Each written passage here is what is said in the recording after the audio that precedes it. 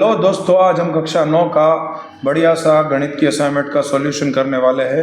पर पहले section A को अच्छे से याद आपको रह जाए, इसलिए इसका सॉल्यूशन ना किए बिना मैं आपको आंसर टिक करते करते बोलते बोलते मैं आपको समझा रहा हूँ। अगर आप वीडियो को पहली बार देख रहे हैं तो हिंदी में कन्वर्ट कर रहा हूँ, तो आप सभी लोग इसको कन्वर्ट सुनते जाइए। और इसको याद रखने का सबसे बेस्ट तरीका यही होता है कि मेरा जो वॉइस है उसको सुनते जाइए और ये वीडियो देखते जाइए, क्योंकि हिंदी में कन्वर्ट कर रहा हूँ और गुजराती वाले बच्चे भी इसको देख सकते हैं, क्योंकि मीडियम गुजराती यहाँ पर असाइनमेंट है। पहला है कि ये इनमें से कौन सी अपरिमेय संख्या है, तो ये होगा सेक्शन आंसर डी। ये होगा 1/वर्गमूल 32 - वर्गमूल 18 की वैल्यू कौन सी है, तो इसका आंसर होगा 1/वर्गमूल 2। यदि वर्गमूल 5 + 3 का वर्ग बराबर a + b वर्गमूल 5 हो तो a बराबर 14, b बराबर 6। 3 वर्गमूल में घनमूल में 54/250 यह रिक्त स्थान संख्या है, तो ये परिमेय संख्या है, सममेय यानी कि परिमेय। वर्गमूल 5 + वर्गमूल 3 गुणा वर्गमूल 5 - वर्गमूल 3 बराबर 2।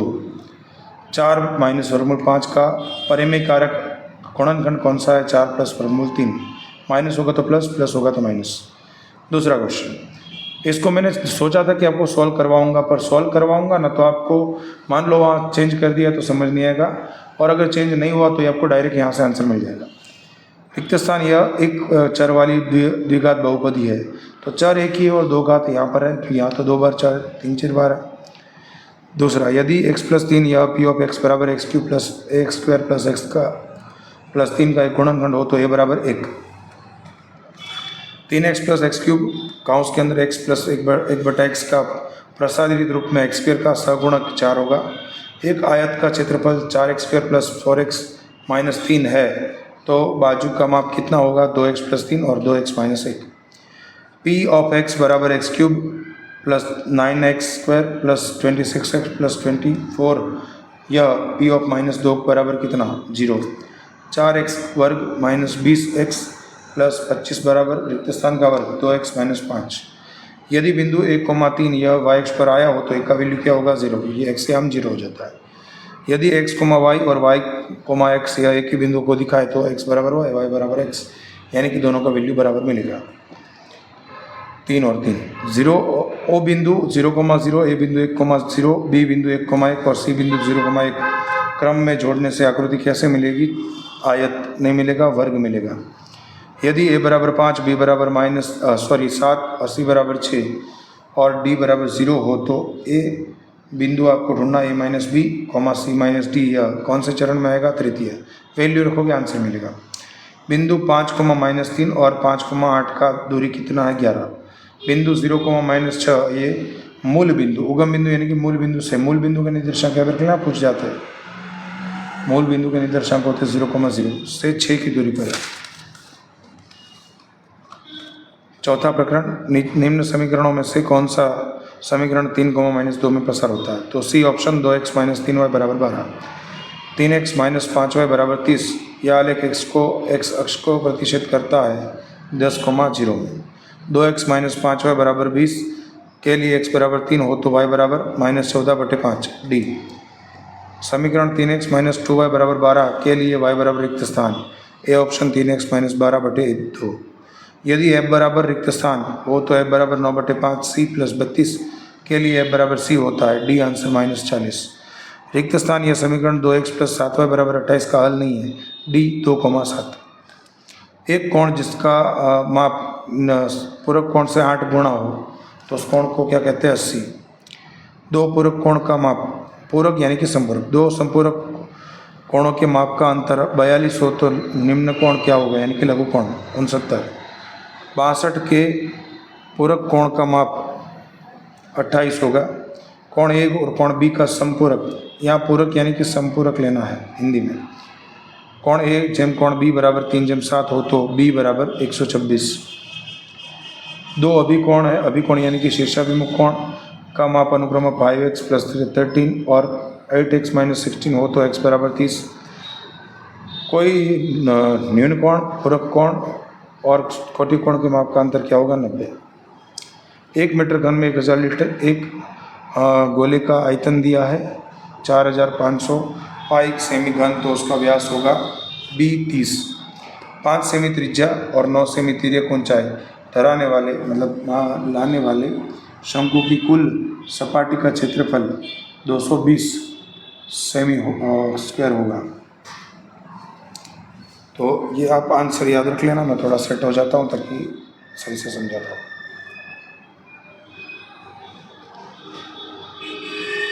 दो गोले का व्यास 4/5 है तो उसके आयतन में क्या होता है, जो त्रिज्या होता है उसका घन होता है तो व्यास का भी घन होगा। तो ये दोनों का घन 4 का घन 64 और 125। एक अर्धगोले की कुल सपाट का क्षेत्रफल 183 सेमी स्क्वायर है तो उसकी वक्र सपाटी का क्षेत्रफल कितना होगा, 122 सेमी स्क्वायर भी। एक शंकु की त्रिज्या 15 सेमी और वक्र सपाटी का क्षेत्रफल 990 सेमी स्क्वायर है तो तिर्यक ऊंचाई कितनी होगी, 21 सेमी। ये ऑप्शन। अब यहाँ पे आपके पास दूसरा क्वेश्चन आता है और दूसरे में आता है रिक्त स्थान।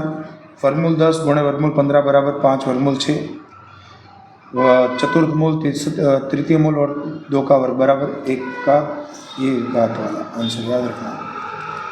यहाँ यदि x की 5m-2 बराबर 1 हो तो m बराबर 2/5। ये 3.123 का बारकांश p/q इस रूप में हो तो आपका लास्ट आंसर होगा ये वाला। रिक्त स्थान ये परिमेय संख्या है। परिमेय वर्गमूल के अंदर 5 का वर्ग और 12 का वर्ग है। सबसे छोटी से छोटी सबसे छोटी पूर्ण संख्या 0 होती है। दूसरे चरण में आए हुए बिंदु का कोटि और भुज क्या होगा, माइनस प्लस। और ये आपको याद रखना है, ये प्रथम चरण दोनों प्लस, ये माइनस प्लस दूसरा चरण, ये दोनों माइनस तीसरा चरण और ये माइनस और प्लस माइनस चतुर्थ चरण। यहाँ पर आएगा लास्ट। यदि दो बिंदुओं के निर्देशांक ऋण हो तो क्या होगा तीसरे चरण में। यदि P बराबर Q बराबर R बराबर S बराबर O बराबर D हो तो X पर बिंदु क्या होगा, Q और S, क्योंकि इसके y याम क्या होते हैं 0। Q का y याम 0 तो X पर होगा, यहाँ पर O का याम भी 0 होगा तो भी होगा। y अक्ष पर ऋण दिशा दिखाने पर y अक्ष पर P का अंतर कितना होगा, तो माइनस में हो जाएगा। तो आपका आंसर D 0,-5। बिंदु P 3,4 और उससे y का अंतर कितना होगा, y का अंतर होगा तो x से हम लेना है, वो आता है 3 या 7,-5 x अक्ष और y अक्ष से लंबन की दूरी कितनी होगी, 12। सूर्य समीकरण 2x - 5y बराबर 7 के कितने हल मिलेंगे, तो जितने चाहो उतने मिल सकते हैं अनंत। 4x - ky बराबर 20, एक उकेल हल 10,4 हो तो k बराबर 5। रेखा y बराबर x पर कोई बिंदु स्वरूप a होगा। यदि रेखीय समीकरण के हल ये दिए हो तो उसका स्वरूप क्या होगा, रेखीय समीकरण है तो x + y, क्योंकि एक दूसरे से विपरीत है। 2 का माइनस है, इसका विपरीत तो यह होगा। f बराबर 9/5 c + 32 के लिए c बराबर 15 हो तो f बराबर 59। सूर्य समीकरण 2x + 3y बराबर 6 हो तो y अक्ष ने 0,2 बिंदु में छेदे छे। प्रकरण 6 विपरीत कोण यानी कि विरुद्ध कोण का माप 180 से 360 के बीच में होता है। यदि दो कोणों का योग 90 होता है तो पूरक कोण होते हैं, बराबर है। हिंदी में इसको पूरक कहते हैं, गुजराती में कोटि कोण कहते हैं। कोण ए और कोण बी समपूरक है, यहाँ पूरक नहीं है समपूरक हो तो कोण ए बराबर 2x + 32 और कोण बी बराबर 2x + 20 हो तो कोण ए बराबर 96। कोण ए और कोण बी रेखिक जोड़ के कोण हो, ए बराबर 140 तो बी कोण कितना होगा, तो रेखिक जोड़ की कोण अगर है तो रेखिक कोणों का योग होता है 180, तो ये 140 है तो दूसरा भी कितना होगा 40। 180 में से घटाना पड़ेगा ना। तो यहाँ पर देखो ये गड़बड़ वाला काम है, आपको रेखिक कोण नहीं पूछ रहे, जो बी कोण आ रहा है उसका कोटि कोण यानी कि पूरक कोण पूछ रहे। तो आपका कोण आता है 40 और कोटि कोणों का योग मतलब पूरक कोणों का योग होता है 90। ये सवाल इम्पोर्टेंट है, ये दोनों याद रख लेना। अगर ये 180 में से घटाओ तो 40 यानी कि कोण बी मिला 40। इसका पूरक कोण कैसे मिलता है, 90 में से घटाने पर। तो जो आंसर आया 40 उसको 90 में से घटाओ तो ये आपका आंसर आएगा 50। 114 के माप का पूरक कोण का कोटि कोण, 114 का माप का पूरक कोण यानी कि समपूरक कोण उसका कोटि कोण, इसका आंसर आपका आएगा 24। यदि कोण 180 हो तो सरल कोण है। प्रकरण 10 समद्विबाहु और समकोण त्रिभुज का क्षेत्रफल 8 सेमी स्क्वायर हो तो उसके कर्ण की लंबाई 32 वर्गमूल में है। समबाहु त्रिभुज की परिधि 60 मीटर हो तो उसका क्षेत्रफल 100 वर्गमूल 3 मीटर घन होगा, स्क्वायर होगा। यदि त्रिभुज की तीनों भुजा का माप 4/5/8 हो तो उसकी सबसे छोटी भुजा 28 हो तो अर्ध परिधि 59.5 होगा। एक त्रिभुज के भुजाओं का माप 12, 16, 20 सेमी हो तो त्रिभुज का क्षेत्रफल 96 होगा। एक समबाहु त्रिभुज की अर्ध परिधि 18 सेमी है तो उसकी एक भुजा का माप 12 सेमी होगा। एक त्रिभुज की अर्ध परिधि 23 सेमी है तो दो भुजा का माप 13 सेमी और 19 सेमी होगा तो तीसरी भुजा 14 होगा। इनका मध्य मूल्य मतलब इन दोनों को जोड़ के आधा करो तो मिलेगा 105। स्तंभ आलेख बनाने के लिए कितने कॉलम चाहिए? तो 1, 2, 3, 4, 5। कितने चाहिए? 5। बराबर है। पर आपको क्या करें? 25 से 45 के लिए कितने चाहिए होंगे? तो आप देखो सब में 5-5 का गैप है, पर ये 25 और 45 में कितना गैप है? 25 से लेकर 45 तक आपको गैप कितना मिल रहा है? 2 का। तो इसका आंसर आएगा 2। मतलब गैप ऐसा नहीं पूछ रहा हूँ मैं, गैप 10-10 का है, 10 और 10 20 जोड़ोगे 25 में मिल जाएगा। सेम यहाँ आवर्ती बहुकोण में बहुकोण यानी कि बहुभुज एक्स अक्ष पर मध्य मूल्य दिखाया जाता है। मध्य मूल्य यानी कि एक्स आई, ये इंपॉर्टेंट है। स्तंभ आलेख में वाई अक्ष पर आवृत्ति दिखाई जाती है यानी कि बारंबारिता हिंदी में बोले तो। समान वर्ग लंबाई दिखाने वाले आवृत्ति वितरण में दो क्रमिक वर्गों का मध्य मूल्य 72 और 77 हो तो वर्ग लंबाई कितनी होगी? तो क्रमिक है तो इन दोनों का डिफरेंस 70 में से 72 जाए यानी कि 5। दिए गए ऊर्ध्व सीमा और अधः सीमा के तफावत को क्या कहते हैं? वर्ग लंबाई। यहाँ दिया है पहला सही, दूसरा सही, तीसरा गलत। देखते जाना अच्छे से। चौथा गलत, पांचवा गलत, छठा गलत। ये दूसरा पी ऑफ एक्स बराबर 3x² + 5 का 4 का घात 4 है तो ये गलत है। यदि x + y + z बराबर 0 हो, x³ + y³ + z³ बराबर 3xyz सही, ये सही, ये सही, ये गलत, ये गलत। ये वाले इंपॉर्टेंट है, याद रख लेना, मैं पढ़ के बताता हूँ। यूक्लिड या थेल्स का प्रख्यात विद्यार्थी था, गलत है। यूक्लिड विद्यार्थी नहीं था, थेल्स का तो विद्यार्थी था ही नहीं, तो गलत। यदि एक बिंदु में से फक्त एक ही रेखा, नहीं एक बिंदु में से अनंत रेखाएं पसार हो सकती है, इसमें से बैठे नंबर आएंगे आपके जाने नीचे। एक पॉइंट से अनंत रेखा पसार होती है, एक नहीं थी, इसलिए गलत। दो भिन्न बिंदुओं में से असंख्य रेखा, नहीं दो भिन्न बिंदु में से सिर्फ एक रेखा पसार होती है, दोनों में से। दो भिन्न बिंदु में से एक से ज़्यादा वधु सामान्य बिंदु नहीं होते, तो ये बात भी सही है। दो भिन्न बिंदु तो एक पॉइंट में कम कर सकते, ज़्यादा में नहीं। दो सरखी समान वस्तुओं का दुगना होता है, तो भी सही है। समान है मतलब दो, एक चेयर है यहाँ पर, दूसरी चेयर दूसरी जगह है, दोनों का डबल कर दो तो भी समान होगा। घन पदार्थ की सीमाओं को पृष्ठ कहते हैं, तो जो हिस्सा होता है भाग, ये जैसे किताब है तो ये घन है तो इसका ऊपर का भाग को पृष्ठ कहते हैं। कौन यानी कि ए शर्त पे की एक शर्त है तो गलत है, ये कोई शर्त नहीं होती। यहाँ पर देखो ए बी बराबर ए सी दी यानी कि ए और ए कौन बराबर है, ए और सी नहीं, तो ये गलत। यहाँ पर ये गलत होगा, क्यों? देखो इन दोनों सर्वांग समदी है, देखो इन दोनों में कॉमन क्या है? बी, और इनमें कॉमन क्या है? बी बराबर पी, यानी कि बी बराबर पी आना चाहिए बीच में, जो नहीं है इसलिए गलत। यहाँ पर देखो पी आर और ए बी, तो पी आर ए बी कहाँ है? पहले दो, यहाँ पे पी क्यू, यहाँ पे क्या आना चाहिए था? पी क्यू, जबकि गलत। तो यहाँ पर आपको दी है ये रेशियो 1 हो तो सही है, सब में 1 होना चाहिए। समद्विभुज त्रिभुज में गुरु कोण त्रिभुज 1 होता है, मतलब होता है, सही है। ये भी इम्पोर्टेंट। थेल्स कौन से देश का था? तो ग्रीस का था। बिंदु के कितने परिणाम होते हैं? 0। ना उसकी लंबाई होती, ना चौड़ा होती, देख लीजिए आप, ना हाइट होती। घन के कितने परिणाम होते हैं? जो घन होता है वो ऐसा होता है जिसमें लंबाई, चौड़ाई और हाइट 3 परिणाम होते हैं। श्री यंत्र में कितने त्रिकोण होते हैं? तो ये यंत्र ज्योतिष शास्त्र में बहुत ज़्यादा ही देखा जाता है, आप लोग देखे भी होंगे। इसका भी अंदर से तो इसके अंदर 43 होते हैं, 43। समतल के कितने परिणाम होते हैं? समतल यानी कि पृष्ठ, तो लंबाई और चौड़ाई होती है पत्ते का। तो रेखा के कितने होते हैं? रेखा की तो सिर्फ लंबाई होती है यानी कि 1। तो यहाँ पर भी आपको दिए है, तो ये आंसर भी आप देख लीजिए एक बार। सवाल पढ़ ले। 11वां चैप्टर, 10वां चैप्टर।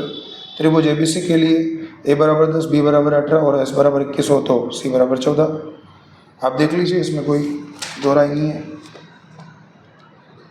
12वां चैप्टर में से इंपॉर्टेंट सवाल है। वर्ग 1 से 3 की मध्य मूल्य ज्ञात करें 2। वर्ग 50.5 से 55.5 की वर्ग लंबाई 5, गैप लेना है। लंबा आलेख बनाने के लिए एक्स अक्ष पर क्या दिखाया जाता है? वर्ग सीमा दिखाई जाती है। दिए गए बद्ध कीमत का ढूंढने का सूत्र क्या होता है? ऊर्ध्व सीमा प्लस अधः सीमा बटे 2। 30 और 40 की अधः सीमा इंपॉर्टेंट, छोटी वाली सीमा, अधः मतलब छोटी 30, 150 और 170 में ऊर्ध्व सीमा, बड़ी सीमा क्या है 170, जोड़ी बहुपद का घात, तो यहाँ देखो 4 दूनी 8 है, तो इसका घात 8 होगा। यहाँ बहुपद का सवगुणक एक्स स्क्वायर का सवगुणक, तो एक्स स्क्वायर के साथ तो माइनस वर्गमूल 3 है, तो 3। ए का घन माइनस बी का घन, तो क्या होगा ए का घन माइनस बी घन, तो इसका सीधा आंसर आएगा ए माइनस बी, काउंस के अंदर ये लास्ट वाला आएगा, भूलना मत। एक बार माइनस लेना है इसमें, बाकी सब अंदर प्लस, बीच में 2 नहीं आएगा। ए माइनस बी होल क्यूब, तो यहाँ पर क्या होगा ए घन माइनस बी घन माइनस 3ab प्लस काउंस के अंदर ये वाला, यानी कि यहाँ पर बी होगा। इसके अंदर बी आंसर और इसके अंदर सी आंसर, सी बी बोलना नहीं। यहाँ पर देखिए इसका आंसर जो है पहले का आंसर जो है वो आपका आंसर आएगा सी, और दूसरे का आंसर आपका आएगा जो दिया है उसका आंसर आपका आएगा 1, यानी कि ए। यहाँ पर इसका आंसर ये आएगा, देखो क्योंकि ये फॉर्मूला क्या है एक्स प्लस वाई का होल क्यूब का फॉर्मूला, ऐसा भी हो तो भी हो सकता है। X square minus y square, एक बार प्लस और एक बार माइनस, भूलना नहीं है इसमें। यहाँ पर भी देखो बारी बारी से गुणा, 1 + 1 - 5 x 5x, 5 × 5 25, एक्स स्क्वायर तो एक्स स्क्वायर तो सब में थे, 3 × 9 9 होना चाहिए, तो दूसरा नहीं होना चाहिए, तो ये आंसर आपका। यहाँ पर भी सेम बराबर गुणा कर सकते बारी बारी से, तो इसका आंसर आपको दिया हुआ है, एक में बी और एक में सी। शंकु के आयतन का सूत्र 1/3 पाई स्क्वायर h, गोले का 4/3 पाई r क्यूब। 5 रुपये का सिक्का, 5 रुपये का सिक्का जो होता है ना बेलनाकार होता है, भूलना नहीं। 5 रुपये का सिक्का बेलनाकार होता है, उसका क्षेत्रफल पूछते तो 2 पाई r h, और आयतन पूछा इसलिए पाई r स्क्वायर h। नींबू का वक्र, नींबू होता है गोला, गोले का वक्र क्षेत्रफल क्या होता है 4 पाई r स्क्वायर। शंकु के आधार, शंकु का आधार जो होता है ना, शंकु का आधार वो सर्कल होता है, यानी कि वृत्त, पाई r स्क्वायर। अर्धगोले का पाया का परिधि होगा 2 पाई r। अर्धगोला जो होता है उसका पाया भी क्या होता है, सर्कल ही होता है, सर्कल का परिधि क्या होता है 2 पाई r। शंकु का आयतन निकालने का सूत्र होता है 1/3 पाई r स्क्वायर h, कौन सा होगा 1/3 पाई r स्क्वायर h। बेलन का क्षेत्रफल का सूत्र क्या होता है, बेलन की वक्र सपाटी का क्षेत्रफल का सूत्र आपका होता है 1/3। पहले तो यहाँ पर जो ये सूत्र दिया है वो गलत है, आंसर भी गलत है, और यहाँ पर ये एक बात दिमाग लगाने वाली है, आंसर दिया पर छुपा कर दिया है। बेलन का वक्र क्षेत्रफल क्या होता है 2 पाई r h। अब 2 पाई r क्या होता है, वृत्त का परिधि होता है, ये परिख क्या होता है परिख, और ये ऊंचाई, तो ये गलती मत करना, इंपॉर्टेंट है ये वाला। अर्धगोले का आयतन 2/3 पाई r क्यूब, अगर पूरा गोला होता तो 4/3 बराबर है जो आपको दिया है। अगला वाला बी सेक्शन आपको सॉल्व करके दिया है, उसको कंटिन्यू आप देखते रहिएगा। नमस्ते दोस्तों, मैं हूं निमिष कुमार जानी और आज हम पढ़ने जा रहे असाइनमेंट 2025 कक्षा 9 बराबर है, और गुजराती मीडियम वाले बच्चों को भी ये यहाँ से सॉल्यूशन मिलेगा। पूरा असाइनमेंट का सॉल्यूशन यहाँ पर आपको बी सी डी तीनों सेक्शन का मिलेगा, तो आप सभी लोग यहाँ ध्यान से देखते रहिएगा। मैं स्टार्ट कर रहा हूँ, असाइनमेंट का पेज निकाल देना आप, स्टार्टिंग का पेज है, इसका पेपर स्टाइल आपको दिया हुआ है। 80 मार्क का प्रश्न पत्र होता है, जिसमें सेक्शन है 24 marks, section B 18 number, section C 18 number और section D 20 marks, total 80 marks. तो बी सी और डी ये 3 सेक्शन में ही बच्चों को ज़्यादा मुश्किलें होती है, तो मैं इस सबको समझाने की कोशिश कर रहा हूँ और आप इसको अच्छे से समझ लेना। पहला प्रश्न बी सेक्शन, तो यहाँ पर आपको चैप्टर नंबर 1 का दिया है, पेज नंबर 16 पे, यहाँ से मैं शुरू कर रहा हूँ, यहाँ पे आप समझते जाइए। सरल रूप में बताइए, 1 की 3 घात प्लस 2 की 3 घात प्लस 3 की 3 घात काउंस के ऊपर 1/2, 1/2 मतलब वर्गमूल, ये सब का वर्गमूल है। तो पहले अंदर का घात कर देते हैं, यहाँ पे एक स्टेप लिख देते हैं आपको। 1 का घन 1 होता है, 2 का घन 8 होता है, 3 का घन जो होता है वो 27 होता है, और ऊपर 1 की 2 घात, 1 + 8 9, 9 और 27 36, टोटल 36, और ऊपर 1/2। 1/2 का अर्थ होता है वर्गमूल, बराबर है। अगर आपको ऐसे नहीं आ रहा तो आप ऐसे भी कर सकते थे, वर्गमूल निकाल दो 36 का, 36 6 का वर्गमूल है, आंसर 6, या फिर आप 6 का वर्ग अंदर कर दो, 36 का वर्ग कैंसिल कर दो और 6 आपको आंसर मिलेगा। दूसरा क्वेश्चन, सरल रूप में बताइए, 9 की 1/3 घात गुणित 27 की -1/2 घात, 3 की 1/6 घात गुणा में 3 की -2/3 घात। तो सबसे पहले घात जो माइनस में उसको प्लस में कैसे ले जाते हैं, जब कोई संख्या की घात माइनस में होती है तो उसको अंश को हर में ले जाओ तो घात प्लस हो जाएगी, अगर घात हर में, जैसे कि यहाँ माइनस घात हर में है तो उसको ऊपर ले जाओ तो प्लस हो जाएगी। तो यहाँ पर पहले देखिए 3 जो है उसका वर्ग 9 है, तो 3 का वर्ग यहाँ का उसके अंदर 9 की जगह कर दिया, बराबर है। और ये 27 है, 3 का घन है तो लिख दिया। ये तो 3 ही था तो 3 की घात में सबको लिख दिया। अब देखो ये एक घात का उसके अंदर है, एक घात बाहर है, तो आपको ये रूल्स पता होगा, एक ही m घात वो बाहर है तो एक ही m n घात। तो यहाँ पर हम इसी का इस्तेमाल कर रहे हैं। 2 एकम 2 नीचे 3, यहाँ पे 3 एकम 3 नीचे 2, और ये माइनस में था सेम यहाँ पर। अब देखो ये घात माइनस में है, यहाँ पर भी माइनस में है, तो ये घात को पलट रहे, ऊपर वाली संख्या नीचे ले जाएंगे तो घात का जो साइन माइनस था वो हो जाएगा प्लस, और नीचे जो माइनस घात है ऊपर जाएगा तो प्लस हो जाएगा। तो मैं ऐसे ही ले गया इसको ऊपर और इसको नीचे, तो जो माइनस घात थी नीचे आई तो प्लस हो गई, और ये जो माइनस घात यहाँ नीचे थी वो ऊपर गया पूरा तो प्लस हो गया। अब देखो आधार समान घात का योग, यहाँ पर हम वही लगा रहे हैं, आधार समान घात का योग। तो हम ये रूल्स लगा रहे, तो यहाँ दोनों के अंदर आधार 3 है, ऊपर 2/3, यहाँ 2/3 लगा दिए प्लस। घात का घात में योग होता है, नीचे देखिए 3 की 1/6, यहाँ 3 की 3/2 बराबर, ये 3/3 मैं बाद में किया हूँ, अगर समझ नहीं आ रहा तो स्टेप यहाँ लिख देता हूँ। 3 है, 3 की 2/3 घात आप कर दिए प्लस, और ऊपर 2/3 घात, ये तो प्लस है। नीचे 3 की 1/6 घात, उसमें ये देखो 3/2 घात थी वो प्लस होगी। तो आप देखिए यहाँ तो दोनों में हर समान है तो ऊपर का हो जाएगा, जैसे कि दोनों का हर समान है तो 3, 2 + 2 4, और नीचे देखो हर समान नहीं है, मैं घात की बात कर रहा हूँ, जो भी क्रिया होगी वो सब घात में ही होगी। यहाँ पर 1/6 है, ये 3/2 है, तो घात दोनों में अलग अलग है, नीचे के हर अलग अलग है, तो इसको सेम लाएंगे। तो 2 और 6 का लसा होगा 6, यहाँ 2 को 3 से गुणा करो 6 आ जाएगा, ऊपर बीच 3, तो यहाँ क्या हुआ 1/6, 3 तिया 9 और 2 तिया 6, ऊपर तो 4/3 घात था, नीचे दोनों केयर में 6, 1 + 9 टोटल कितना होगा 10। यहाँ लिखा है मैंने 3 की 4/3 घात, यहाँ 10/6, 10 का आधा 5, 6 का आधा 3। अब देखिए 3 की 4/3 घात, यहाँ पे 5/3, तो 5/3 घात बड़ी हुई, 4/3 घात छोटी हुई, तो नीचे आएगा तो माइनस हो जाएगा, तो मैंने माइनस में कर दिया है, बड़ी घात के पास में ही आता है। अब 5/3 ऊपर की जो घात थी नीचे आया माइनस हुआ, घटा दिए, दोनों केयर में 3, ऊपर 5 - 4 यानी कि 1/3। ये आपका फाइनल आंसर। नेक्स्ट ये सवाल है, यदि a बराबर 2 + वर्गमूल 3 हो तो a का वर्ग -1/a का मूल्य ज्ञात कीजिए। ऐसे वाले सवालों में आप यहाँ जो वैल्यू दी है बराबर है उसका वर्ग करके एक अलग से निकाल दो, फिर सॉल्व कर सकते हो। यहाँ पर हम रख रहे हैं इसमें वैल्यू a का वर्ग -1/a, एक की जगह आप क्या रखोगे 2 + वर्गमूल 3, ऊपर वर्ग है तो वर्ग, यहाँ पर क्या है a 2 + वर्गमूल 3, तो यहाँ पर हमने ये रखा है, हम इसको सॉल्व कर रहे हैं। यहाँ पर सवाल क्या था एक बार देख लेते हैं वापस।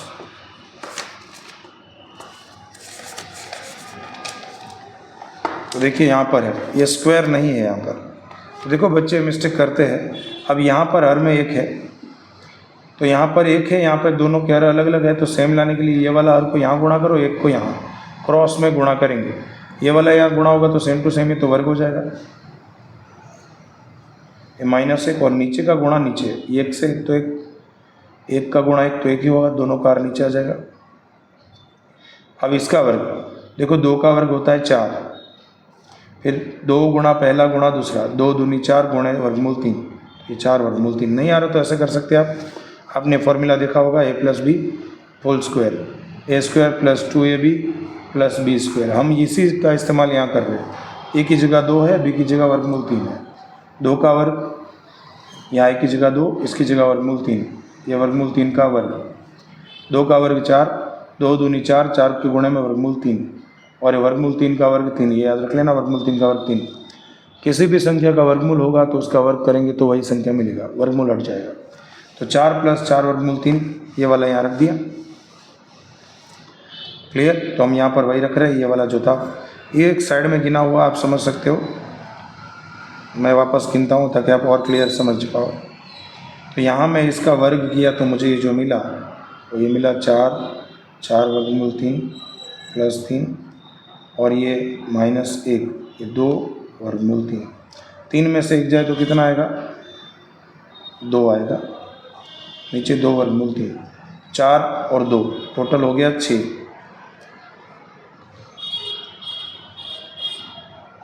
नीचे 2 वर्गमूल 3।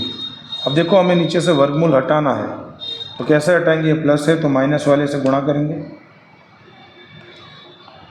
अब नीचे तो क्या हो जाएगा? आप एक फॉर्मूला जानते हैं, a+b × a - b = a² - b²।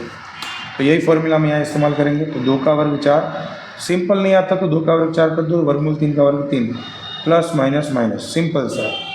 2 का वर्ग 4 प्लस माइनस माइनस, वर्गमूल 3 का वर्ग 3। यहाँ पे डायरेक्ट गुणा करते हैं। देखो 6 × 2 12, 6 × वर्गमूल 3 6 वर्गमूल 3, 4 × 2 ये दूसरे वाले को वापस गुणा, 4 दूनी 8 वर्गमूल 3, ये प्लस तो यहाँ प्लस, इसका गुणा यहाँ प्लस माइनस माइनस, 4 वर्गमूल 3 × वर्गमूल 3 यानी कि 3। देखिएगा 12, 8 वर्गमूल 3 में से 6 वर्गमूल 3 जाए तो 2 वर्गमूल 3 बचेंगे, वो भी बड़ा वाले का साइन, और यहाँ बचा था 12, और 4 में से 3 जाए तो 1, 12 12 कैंसिल, आपका आंसर आया 2 वर्गमूल 3। तो अभी आगे वाला क्वेश्चन यहाँ पर लिखा है 2 + वर्गमूल 3 बटे 2 - वर्गमूल 3 का परिमेयकरण करें। हर का परिमेयकरण का सीधा अर्थ होता है हर में से वर्गमूल हटाना। तो कैसे हटाएंगे? यही तरीका जो मैंने यहाँ सिखाया, आप ये फॉर्मूला याद रखिएगा, a+b × a - b = a² - b²। तो हम इसी का इस्तेमाल करेंगे। ये वाला यहाँ रखा पहला स्टेप। दूसरा, यहाँ माइनस है तो यहाँ देखो माइनस था तो यहाँ पर क्या करा? प्लस करके गुणा किया। जो क्रिया नीचे की वही क्रिया ऊपर। अब ऊपर का गुणा ऊपर हो गया, 2 बार था। नीचे का गुणा देखो, नीचे एक बार प्लस है एक बार माइनस, तो यही फॉर्मूला, एक बार प्लस और एक बार माइनस हो तो पहले का वर्ग माइनस दूसरे का वर्ग। तो यहाँ 2 का वर्ग और ये वर्गमूल 3 का वर्ग, वर्गमूल 3 का वर्ग। यहाँ पर जो परिमेयकरण किया गया ये गलत परिमेयकरण है, तो ये आप गलती मत करना, मैं आपको करके दिखा देता हूँ। 2 वर्गमूल 3, नीचे 2 - वर्गमूल 3, ये इसका परिमेयकरण 2 + वर्गमूल 3, 2 + वर्गमूल 3। तो ये मिस्टेक आप ना करें। अब 2 दूनी 4, 2 × 2, 2 × 2 4, 2 × वर्गमूल 3, 2 वर्गमूल 3, 2 × वर्गमूल 3, वापस 2 वर्गमूल 3, ये हो गया। 2 दूनी 4, 2 × वर्गमूल 3। अब वर्गमूल 3 × 2 तो 2 वर्गमूल 3, वर्गमूल 3 × वर्गमूल 3 3। यहाँ क्या होगा? पहले का वर्ग 4, वर्गमूल 3 का वर्ग 3, प्लस माइनस माइनस, 4 और 3 7। अब 2 वर्गमूल 3 इधर, 2 वर्गमूल 3 इधर, टोटल 4 वर्गमूल 3, और नीचे क्या आएगा? 4 में से 3 जाए तो 1, ये आपका आंसर। देखो ऐसी लिटिल मिस्टेकें नहीं करनी है, वरना आपके नंबर की ज़्यादा कटेंगे।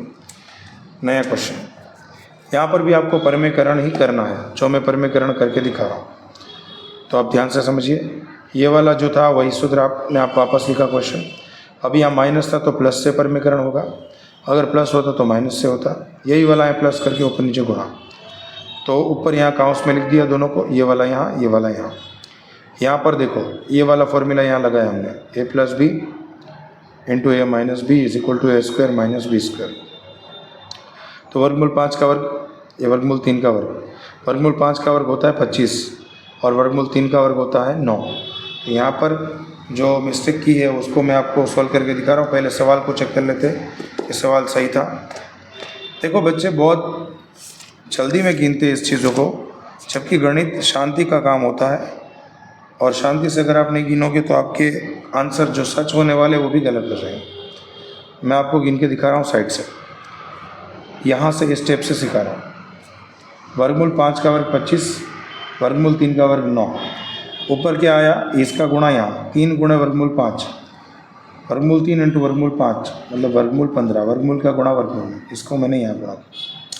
अब इसी को यहाँ करना, 3 ये प्लस है, ये प्लस तो यहाँ प्लस, 3 से यहाँ कुछ नहीं तो 3, वर्गमूल 3 × वर्गमूल 3 तो और 3, फिर इसका वर्गमूल 5 × वर्गमूल 5 5, वर्गमूल 5 × वर्गमूल 3 तो वर्गमूल 15, वर्गमूल का गुणा वर्गमूल नहीं, ये 3 वर्गमूल 15 है, 3 × 3 = 9, और ये क्या है 5 और वर्गमूल 15। 9 और 5 टोटल 14, 9 और 5 टोटल 14। अब ये 3 बार वर्गमूल 15 है और यहाँ 1 बार, टोटल 4 बार वर्गमूल 15 और नीचे 25 में से 9 जाए तो 16। अभी इसमें से कॉमन निकलेगा 2,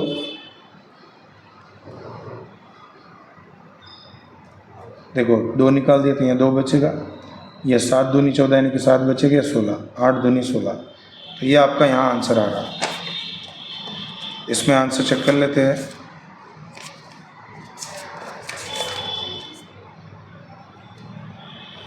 पांचवे का आंसर। तो ये क्वेश्चन आपको मैं पूरी तरह से वापस सॉल्व करके सिखा रहा हूँ, क्योंकि मुझे यहाँ खुद को समझ नहीं आ रहा क्या लिखा है, तो आप समझते जाना। जल्दी जल्दी में बहुत सारी मिस्टेक कर लेते हैं आप लोग, और शॉर्टकट के रास्ते से जाने की कोशिश करोगे तो हमेशा मिस्टेक होगी। ये मैंने सवाल लिखा है, ये माइनस को प्लस से गुणा करेंगे,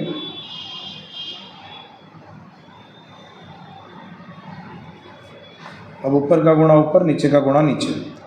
अब 3 गुणे यहाँ कुछ नहीं तो 1, वर्गमूल 5 इंटू वर्गमूल 5 5, इसका गुणा यहाँ प्लस प्लस प्लस, यहाँ कुछ नहीं तो 1, 3 एकम 3, वर्गमूल 5 इंटू वर्गमूल 3, टोटल वर्गमूल में 15, यहाँ पर 1 का हो गया। अब इसकी बात, वर्गमूल 5 और वर्गमूल 3 का गुणा तो वर्गमूल 15, अब इसका गुणा यहाँ, ये प्लस तो प्लस, वर्गमूल 3 इंटू वर्गमूल 3 3, वर्गमूल 5 इंटू वर्गमूल 5 5, प्लस माइनस माइनस सीधा यहाँ पर, यहाँ बारी बारी से गुणा नहीं करोगे, जब प्लस माइनस हो तब। वर्गमूल 3 इंटू वर्गमूल 3 3, कैसे करोगे, वर्गमूल 5 इंटू वर्गमूल 5 5, वर्गमूल 3 इंटू वर्गमूल 3 3, प्लस माइनस माइनस, ये 15, ये वर्गमूल 3 वर्गमूल 15 है, यहाँ 1 वर्गमूल 15, टोटल 4 वर्गमूल 15, और ये 3, 5 में से 3 जाए तो 2, 15 और 2 टोटल 18, 15 और 3 18, ये 4 वर्गमूल 15 बटे में 2 इसको भी बटे में जाएगा और इसकी भी, तो 18 बटे 2, 4 वर्गमूल 15 बटे 2, 2 दूनी 4, 9 दूनी 18। देखिए कितनी सरलता से आंसर आ गया। और आप स्पीड में गिनते हो या फिर मिस्टेक करते हो तो आपको खुद को पता नहीं चलेगा। ये क्वेश्चन देख लेना, बढ़िया सा। आगे क्वेश्चन पे जाते हैं। मैं खुद भी आपको सॉल्व करके समझा सकता था, पर यहाँ सवाल इतने हैं कि एक साथ समझाना मुश्किल होता है, इसलिए मैं आपको कॉपी में से समझा रहा हूँ। यहाँ देखो, इसका सरल स्वरूप करना है, यहाँ परफेक्ट आपको आंसर मिलेगा। सरल स्वरूप में लिखिए वर्गमूल 3 माइनस वर्गमूल 2 का वर्ग। तो यहाँ माइनस का सूत्र लगता है a minus be all square, पहले पद का स्क्वायर, बीच का साइन, 2 गुणा पहला गुणा दूसरा, लास्ट में इसका प्लस करके वर्ग। अब a की जगह आपका वर्गमूल 3 है और b की जगह वर्गमूल 2 है। a की जगह आपका वर्गमूल 3, b की जगह वर्गमूल 3। a जहाँ दिख रहा मैंने वर्गमूल 3 रखा, b जहाँ दिख रहा मैंने वर्गमूल 2 रखा। तो आप सभी लोग इसको समझ लेना। वर्गमूल 3 का वर्ग 3, अब ये 2। अब देखो यहाँ पर भी 2 वर्गमूल ही है, तो वर्गमूल 3 गुणा वर्गमूल 3, 3 दूनी 6 वर्गमूल के अंदर ही। वर्गमूल 2 का वर्ग 2, 3 और 2 टोटल 5, ये जो था वही का वही, ये आपका फाइनल आंसर। नेक्स्ट, यहाँ पर कह रहे आपको मूल्य ज्ञात करना, 32 2/5, 125 माइनस 1/3। तो इसका आपको गुण देखिए, पहले घात आपको दी है तो आपको अभाज्य गुणनखंड विधि लागू करनी पड़ेगी। जो यहाँ की ये विधि को कौन सी विधि कहते हैं, अभाज्य गुणनखंड विधि। तो मैंने यहाँ अप्लाई की है, इस बच्ची ने की है 32 का आधा 16, 16 का आधा 8, 8 का आधा 4, 4 का आधा 2, 2 का आधा 1। जब सम संख्या एक अंक पे हो तो आधा आधा ही करने का। तो मैं 32 वाला क्वेश्चन समझा रहा हूँ, समझिए। अब 32 की जगह 2 कितनी बार है, 1 2 3 4 5, 2 को 5 बार यहाँ लिखा और यहाँ 2/5 था। 32 की जगह हमने क्या लिखा, 5 बार 2 और ये 2/5। तो यहाँ पर सब में आधार समान है, घात का क्या हो जाएगा योग, 1 2 3 4 5, तो 2 की कितनी घात होगी 5 और एक काउंस के बाहर। अब जब एक घात काउंस के अंदर हो एक घात काउंस के बाहर हो तो घात का घात में ही गुणा। अब इन दोनों का गुणा होगा तो 5 5 उड़ जाएंगे, क्योंकि ये ऊपर है नीचे है। अब यहाँ बचा 2 और ये 2, 2 का वर्ग 4, ये आपका आंसर। यहाँ पर 125 को भी सॉल्व करना है, -1/3। तो देखो जो आंसर आएगा ना वो आपका बटे में आएगा। तो आप इस बात को याद रखिएगा कि घात माइनस में है। तो 125 के भी गुणनखंड करें, इकांक पे 5 था तो 5 से भाग किया, करते गए 5 25 5 से किया 5 5 ऐसे।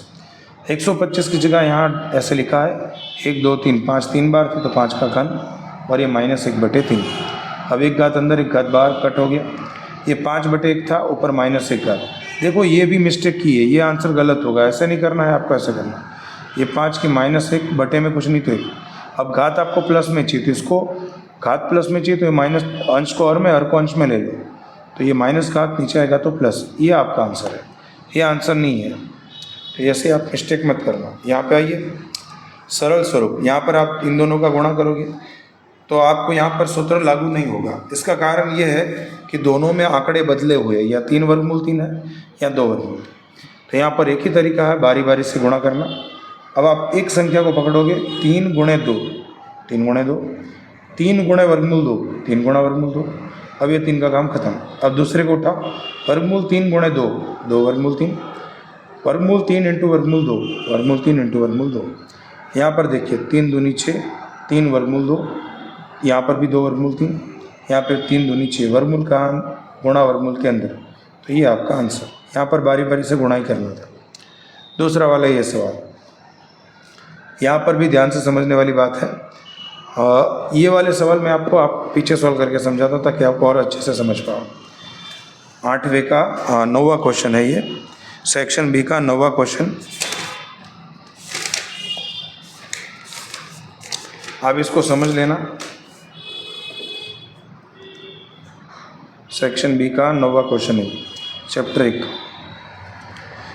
तो यहाँ सवाल आपका ये है, ये सवाल मुझे लगता है आ सकता है एग्ज़ाम में, ये आपकी किताब में दिया भी हुआ है, देख लीजिए आप। यहाँ पर आप ध्यान से सुनते जाइए। दोनों के हर देखो, दोनों के आधार समान है, ऊपर आधार समान है तो घात का योग होगा और घात का योग ऊपर ही होगा। बीच में डॉट है, गुणा को डॉट से भी दिखाते बीचों बीच, ऐसे गुणा से भी स्टार से भी दिखा सकते हो। तो यहाँ पर ऐसे दिया हुआ है, दोनों के आधार देखो समान नहीं। नीचे वाला आपको एंड तक सेम टू सेम लेके जाना है, यह तो आपको लिखना ही है। आपको ऊपर का ही सॉल्यूशन करना, मैं आपको अलग तरीके से सिखा देता हूँ। 2/3 1/5। यहाँ देखो दोनों के हर अलग अलग है तो आप क्रॉस में गुणा करिए। 5 को यहाँ 5 दूनी 10 3 एकम 3, और नीचे का गुणा नीचे 3 पंचे 15, 10 और 3 13 बटे में 15, तो यहाँ 13/15। ये आपका आंसर। सवाल नंबर 2, ये 2 स्टेप में आंसर निकाला है, आप समझ लीजिए। सवाल इसके अंदर का दूसरा सवाल, 11 का 1/2 घात, ये 11 का 1/4 घात। तो यहाँ बड़ी घात ऊपर है क्योंकि बटे में 2 है, यहाँ बटा ज़्यादा है। जहाँ बटे ज़्यादा हो वहाँ पे वो संख्या कम हो जाती है, तो ये ऊपर ले जाएंगे। जब ये ऊपर ले जाएंगे तो घात का साइन बदलेगा, घात का साइन ये प्लस था तो हो जाएगा माइनस। आधार समान है, घात का योग होगा, पर ये माइनस था तो ये घटेगा ही घटेगा, सीधी बात है। प्लस माइनस माइनस, यहाँ पर भी हम आपको समझाते हैं 1/2। मैं घात की बात कर रहा हूँ, आंसर जो आएगा 11 के ऊपर ही आएगा। ये देखिए 2 और 4 दोनों, या तो क्रॉस में आप गुणा कर लीजिए, या तो आपको पता है कि दोनों में लसा जो है वो 4 आएगा एलसीएम। तो यहाँ 4 लाने की कोशिश करिए। 2 दूनी 4, यहाँ पर 2 दूनी 4 होगा तो ऊपर भी 2, 2 एकम 2, 2 दूनी 4, 1/4।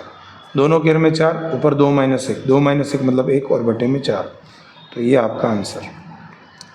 समझ में आया? अब अगला वाला सवाल, जो सवाल आपके असाइनमेंट में यहाँ पर है, 2 वर्गमूल 2 प्लस 5 वर्गमूल 3, उसको जोड़ना है वर्गमूल 2 माइनस 3 वर्गमूल 3 के साथ। एक क्वेश्चन नंबर 10 है। अब 2 है तो नंबर सिर्फ नंबर के साथ जोड़ेगा, ये नंबर 2। वर्गमूल 2 है तो वर्गमूल 2 वाला 2 के साथ जोड़ेगा, तो यहाँ पर एक बार वर्गमूल 2 है, ये भी एक बार है, टोटल कितना हो गया 2 वर्गमूल 2। यहाँ पर देखो 5 वर्गमूल 3, वर्गमूल 3 मान लो चॉकलेट है तो यहाँ पे 5 है, इसमें से 3 गई तो कितनी बची 2 चॉकलेट, चॉकलेट मतलब वर्गमूल 3, बड़े वाले का साइन। अब आप देखिए इसका जवाब निकालते हैं अच्छे से।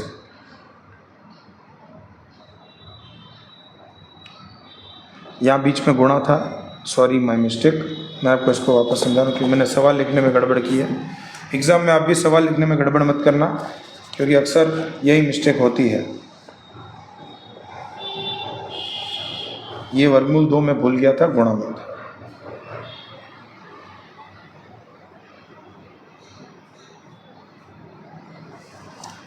अब देखो वर्गमूल 2 वाले वर्गमूल 2 के साथ जुड़ेंगे 2 और 1, टोटल 3 वर्गमूल 2। अब ये 5 वर्गमूल 3 है, उसमें से 3 वर्गमूल जाए तो बचेंगे 2 वर्गमूल 3। यह डायरेक्ट आपका आंसर। नेक्स्ट सवालों पर आते हैं। प्रकरण 2। प्रकरण 2 में हम आपको सिखा रहे हैं, सीखते जाना।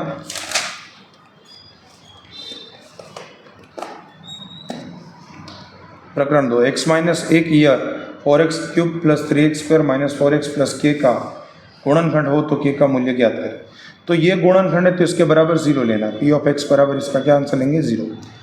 अब x ढूंढना है, -1 उधर गया तो हो गया प्लस, यानी कि x की वैल्यू 1 होगी। अगर ये इसका गुणनखंड है तो इसके अंदर आप वैल्यू रखोगे तो आपका टोटल आंसर आएगा 0। तो आप याद रख लेना p of x is equal to क्या आना चाहिए 0। तो सबके बराबर पे क्या आएगा 0। देखो अब यहाँ 4x था, मैं आपको स्टेप लिख के सिखा देता हूँ। आपको ये एग्जाम में इसी तरीके से लिखना है जैसा मैं लिख रहा हूँ। x की जगह आपको 1 रखना, तो x की जगह 1 रखा, यहाँ पर भी 1, x की जगह 1 का घन 1 का वर्ग भी 1 और 1 का यहाँ पर भी 1। देखो यहाँ पे माइनस है तो माइनस ही आएगा एंड तक, प्लस माइनस दोनों के साथ कभी नहीं आ सकता। 4 एकम 4, 3 एकम 3, -4 प्लस k। देखो ये 4 प्लस है, 4 माइनस से काट दी, बचा क्या 3 उस साइड जाएगा तो माइनस हो जाएगा, k का वैल्यू -3। अगला वाला सवाल भी आप समझ लीजिए। तो अगला वाला सवाल मैं आपको समझा रहा हूँ। और दूसरा, नीचे दिए गए हर बहुपद का शून्य ज्ञात करिए। ये बहुपद आपको इस तरीके से दिए है यहाँ पर। तो यहाँ पर नीचे आपको बहुपद दिया है, शून्य ज्ञात करना या फिर हल निकालना, दोनों एक ही होता है।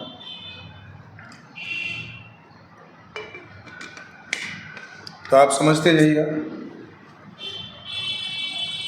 गर्मी बढ़ रही है तो पानी भी पीना चाहिए। आप भी एग्ज़ाम में जब जाओ तब पानी की बोतल लेके जाना, क्योंकि अगर आपको डिहाइड्रेशन हो गया तो आपके दिमाग का काम करना भी कम हो जाएगा और आपकी बॉडी में तकलीफ पड़ेगी। तो यहाँ पे बहुपद आपको दिया है ये, इसके शून्य ज्ञात करना मतलब आपको यहाँ पर जो चर दिया है उसका वैल्यू ज्ञात करना। तो यहाँ पर आपको चर है t दिया, यहाँ पर x दिया है, दोनों का वैल्यू ज्ञात करना है। तो हम यहाँ ज्ञात कर रहे हैं।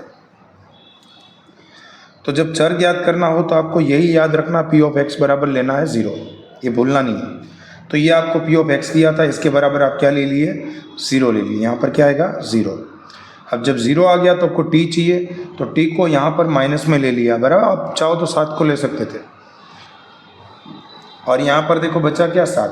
अब आपको ये समझ नहीं आ रहा तो मैं आपको यहाँ से समझा सकता हूँ। पाई टी प्लस 7 बराबर क्या लोगे 0। 7 को उस साइड ले जाओ तो क्या हो जाएगा, वो माइनस हो जाएगा। पाई नंबर है तो उसको नीचे ले जाओ, -7 बटे पाई। ये आपका टी का वैल्यू है, ये आपका है।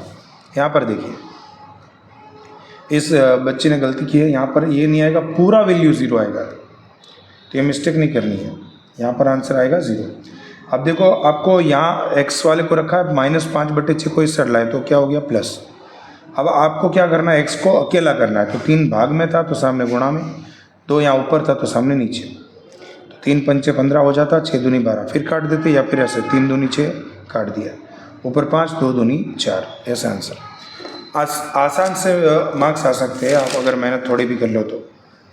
यहाँ पर देखिए बहुपद p ऑफ x बराबर 10x minus 4x square minus 3 के लिए p ऑफ 1 p ऑफ -2 ज्ञात करना है, ये आपका सवाल। इस तरीके से सवाल पूछते हैं। तो यहाँ पर सिंपल सी बात है, p ऑफ x बराबर दिया है। तो देखो ये बच्ची ने भी यही मिस्टेक की, आपको ऐसे नहीं करना, पहले ये स्टेप लिखना ज़रूरी है। ये जो दिया है उसको अच्छे से लिखो, फिर वैल्यू रखो। अब x की जगह क्या रखा 1, x जहाँ जहाँ दिख रहा है वहाँ पे क्या रख दिया 1। यहाँ 1, 10 एकम 10, 1 का वर्ग 1, 4, 4 एकम 4, 10 को ऐसे उतारा, 4 ऐसे 3 यहाँ, 10 को ऐसे रखा, माइनस वाले जोड़े। अगर सेम सामान निशानी है तो जोड़ेंगे, 4 और 3 7, माइनस हो गया, 10 में से 7 जाए तो 3। सेम प्रोसेस यहाँ पर भी ये मिस्टेक की है, p ऑफ x बराबर, जो आपको वापस लिखना पड़ेगा इसको। अब यहाँ दूसरा वैल्यू रखना था -2 का, तो यहाँ रख रहे हैं -2, तो x की जगह -2, 10 दूनी 20, 5 प्लस माइनस माइनस। अब ये तो माइनस था, अब -2 का वर्ग हो जाएगा +4, -2 का वर्ग क्या हो जाएगा +4, ये भूलना नहीं है, -3, ये -20, 4 चौके 16, plus minus minus, plus minus क्या होता है माइनस। यहाँ पर जो इसका आंसर निकाला गया है वो ऐसे ही निकाल दिया है, आप ऐसे नहीं निकाल सकते। देखो आप सिंपल सा तरीका है, ये 20 में से 16 जाए तो कितना बचेगा, 4 ही बचेगा माइनस में, और फिर -3 के साथ जोड़ो -7 आ रहा, तो ये 39 कैसे आ गया। यहाँ पर वो जो चेक करने वाला कोऑर्डिनेटर होता है वो समझ जाता है कि आप यहाँ रट के आए हो, ऐसा नहीं करना है। प्लस माइनस माइनस, अब देखिए सभी -20 -16 -3 सब माइनस में, इसलिए सब जोड़ेंगे। 16 और 20 36 में 3 जोड़ो 39, बड़े वाले का साइन। अब ये आंसर सही है। तो आप ये गणित का जो अध्यापक होता है वो मूर्ख नहीं होता है, आप कोशिश कर सकते हो बनाने की, पर वो बनने वाला नहीं है। तो आप अपने ज़्यादा दिमाग लगाने की बजाय आप अपना मेथड को सही तरीके से अप्लाई करिए। चौथा क्वेश्चन आपको यहाँ दिया है, दर्शाइए कि x + 3 यह 69 + 11 x - x² + x3 का एक गुणनखंड है, फ्रैक्शन है। तो गुणनखंड है तो इसके बराबर क्या लेंगे हम, 0। तो इसके बराबर 0 ले लिया, यहाँ पर x + 3 दिया था, इसके बराबर 0, 3 उससे हट गया -3। अब आपको चेक करना है, यहाँ पर दिखाना है, तो चेक कैसे करेंगे, इसके बराबर 0 आना चाहिए। अगर आंसर 0 नहीं आ रहा तो आपका ये गुणनखंड नहीं है, अगर 0 आ रहा है आंसर तो गुणनखंड है। तो हम यहाँ p(x) रख रहे हैं, यहाँ पर भी इसने p(x) नहीं रखा, 69 11x x² + x3, 69 x की जगह आप क्या रखेंगे, -3 जो आपका वैल्यू है, -3 रखा, ये -3 और ये -3 का वैल्यू, ये 69 11 तिया 33 प्लस माइनस माइनस, -3 का वर्ग 9, क्योंकि अगर सम संख्या है तो माइनस का वर्ग प्लस होता है, सेम या -3 का घन -27, ऐसे करके इसकी वैल्यू निकालिए 0, बराबर। इसमें कोई कन्फ्यूजन है तो बता सकते हो। m की कौन सी मूल्य ऐसा है जो इसका का x + 2 से भाग कर सकते हैं। क्वेश्चन आपका यहाँ पर यह है, m की कौन सी मूल्य के लिए x³ - 2mx² + 16 के लिए x + 2 से भाग किया जा सकता है। जब भाग किया जा सकता है तो आप इसके बराबर क्या ले लोगे, 0। तो यहाँ पर ये स्टेप नहीं लिखा है, मैं लिख देता हूँ। जो p(x) बराबर क्या लोगे, 0, x + 2 बराबर 0, 2 उस साइड जाएगा तो -2। अब -2 को आपको यहाँ रखना है, और अगर आपको m ढूंढना है, ABCD कुछ अंदर एक्स्ट्रा दिया जाए तो आप इसके बराबर ले लोगे 0। तो p(x) आपका जो था x³ वाला वो यहाँ रख दिया, और ये 0 इस साइड लिखो या इस साइड लिखो फ़र्क नहीं पड़ता, तो मैंने इस साइड रखा। अब यहाँ रखा, x की जगह आप क्या रखोगे, -2, तो -2 रखा x की जगह, -2 का घन -8, -2 का वर्ग 4, ये -8 यहाँ रख दिया, 4 दूनी 8 m, तो यहाँ रख दिया 8m, ये 16 प्लस था तो मैं आगे रख दिया, ले लिया। देखो आप लाइन टू लाइन करके जाओ तो भी आसान रहता है, क्योंकि यहाँ पे आगे पीछे बहुत ज़्यादा किया गया है, और बहुत सारे होशियार विद्यार्थी भी ये मिस्टेक करते हैं, जो आप नहीं करो तो बहुत ही बेटर है। -8 को यहाँ रख दिया, इसको यहाँ पे 16 और 8, ये आंकड़े के साथ आंकड़ा था, 16 में से 8 जाए 8, ये -8 है, मुझे m चाहिए, तो m को अकेला करूँगा तो इसको मैं उस साइड ले जाऊँगा, तो क्या स्टेप होगा, ये -8m इस साइड गया तो +8m हो गया, इस साइड क्या बचा 8, अब ये 8 डिवाइड में गया, ये 8 जब चला गया तो यहाँ क्यों रखा, तो ये यहाँ नहीं आएगा। अब 8 ऊपर नीचे घट गया, आंसर क्या आएगा, 1, तो ये आंसर। प्रकरण 3, ये कौन से निम्न में से कौन से बिंदु y अक्ष पर है। तो एक सीधी बात है, जो बिंदु आपके y अक्ष पर होंगे तो उसका x याम जो होगा, x निदर्शांक, वो 0 होगा। निदर्शांक कैसे होते हैं, अगर y अक्ष पर कहे, ये पॉइंट याद रखना 10वीं में भी काम आएगा, y अक्ष पर कहे तो इसका x 0 हो जाएगा, मतलब पहला 0 दूसरा y मिलेगा। अगर x अक्ष पर कहे तो x मिलेगा, y 0 हो जाएगा। क्लियर। तो ये आपको 2 पॉइंट याद रखना है, इंपॉर्टेंट है। यहाँ पर आपको y अक्ष पर कहा है और ये आपको पॉइंट दिए है, सीधी बात है। तो यहाँ पर y अक्ष पर कह रहे तो ये आपका आंसर, क्योंकि y वाला 0 है, पहला x होता है दूसरा y, यहाँ पर दूसरे में y 0 है, यहाँ पर भी 0 है, तो ये आपका आंसर, ये वाला आंसर है। ये वाला क्यों नहीं होगा, क्योंकि x और y दोनों दिया है, अगर y अक्ष पर है तो x 0 हो जाना चाहिए, तो यहाँ पर वो रख लीजिए, बराबर। ये आंसर है आपका, याद रख लेना। ये पॉइंट y अक्ष पर है तो y मिलेगा, x 0 होगा, वापस समझ लेना अगर नहीं आ रहा तो। यहाँ समझो, अगर आपको x 0 दिया है तो वो पॉइंट y अक्ष पर होगा। x 0 था तो ये पॉइंट y अक्ष पर, यहाँ पर भी x 0 था तो ये पॉइंट y पर होगा। यहाँ पर x 0 है तो ये y पर, x 0 हो तो y अक्ष पर, y 0 हो तो x अक्ष पर, सीधी बात। यहाँ पर दूसरा क्वेश्चन, निम्नलिखित बिंदुओं के निर्देशांक ज्ञात करें। तो आपको दिया है कि यह, मैं सवाल को आपको समझाता हूँ, ये x अक्ष और y अक्ष दोनों पर आया हुआ है, उसका कोटि फाई है और x पर हो, और ये ग्राफ आपको दिया है। तो सबसे पहले जो पॉइंट दिए वो सबके पॉइंट लिख देते हैं। या m जो है वो यहाँ पर दिया है तो यहाँ पर x यहाँ 3 है, y m -3 है। याद रख लेना, पहला x दूसरा y। यहाँ पर q पॉइंट यहाँ पर है जिसका x -1 है और y 3 है, सॉरी x 3 है और ये -1। सेम यहाँ p पॉइंट x 3 है और y 2 है। ये l पॉइंट यहाँ पर x 3 है और y 4 है। ये सभी पॉइंट यहाँ दिखा देने हैं।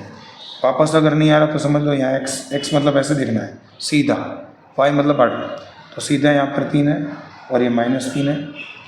यहाँ पर आपको जो r दिया गया है तो r आपका 3 है और y आपका 0 हो जाएगा।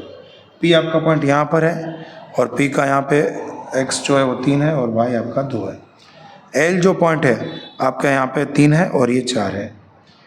क्लियर, ये समझ लेना। तो बिंदु P और Q के निर्देशांक तो हमने यहाँ लिखे हुए हैं, P और Q के। P यहाँ पर है, Q पॉइंट आपको दिया गया है, Q पॉइंट यहाँ पर है, तो यहाँ पर x3 और ये -1, तो यही वाला वैल्यू यहाँ रखा हुआ है। बिंदु L और M के कोटि का अंतर दिखाइए। तो बिंदु L और M कोटि किसे कहते हैं, याद रखिए x और y। तो x और y में कोटि किसे कहते हैं, आप दिमाग इस्तेमाल करके याद रखना ये बात को। कोटि और भुज ये दो वर्ड आते हैं। कोटि किसे कहते हैं इसको समझ लीजिए आप, तो आपको आसानी से याद आ जाएगा। कोटि यानी कि x और ये भुज। क्लियर, तो आपको कोटि दिया है और भुज आपको ढूंढना है। y अक्ष देखो x अक्ष पर होगा तभी तो x 0 हो जाएगा। कोटि तो L और M देखो, L यहाँ पर है, M यहाँ पर है, ये y अक्ष के पैरेलल है।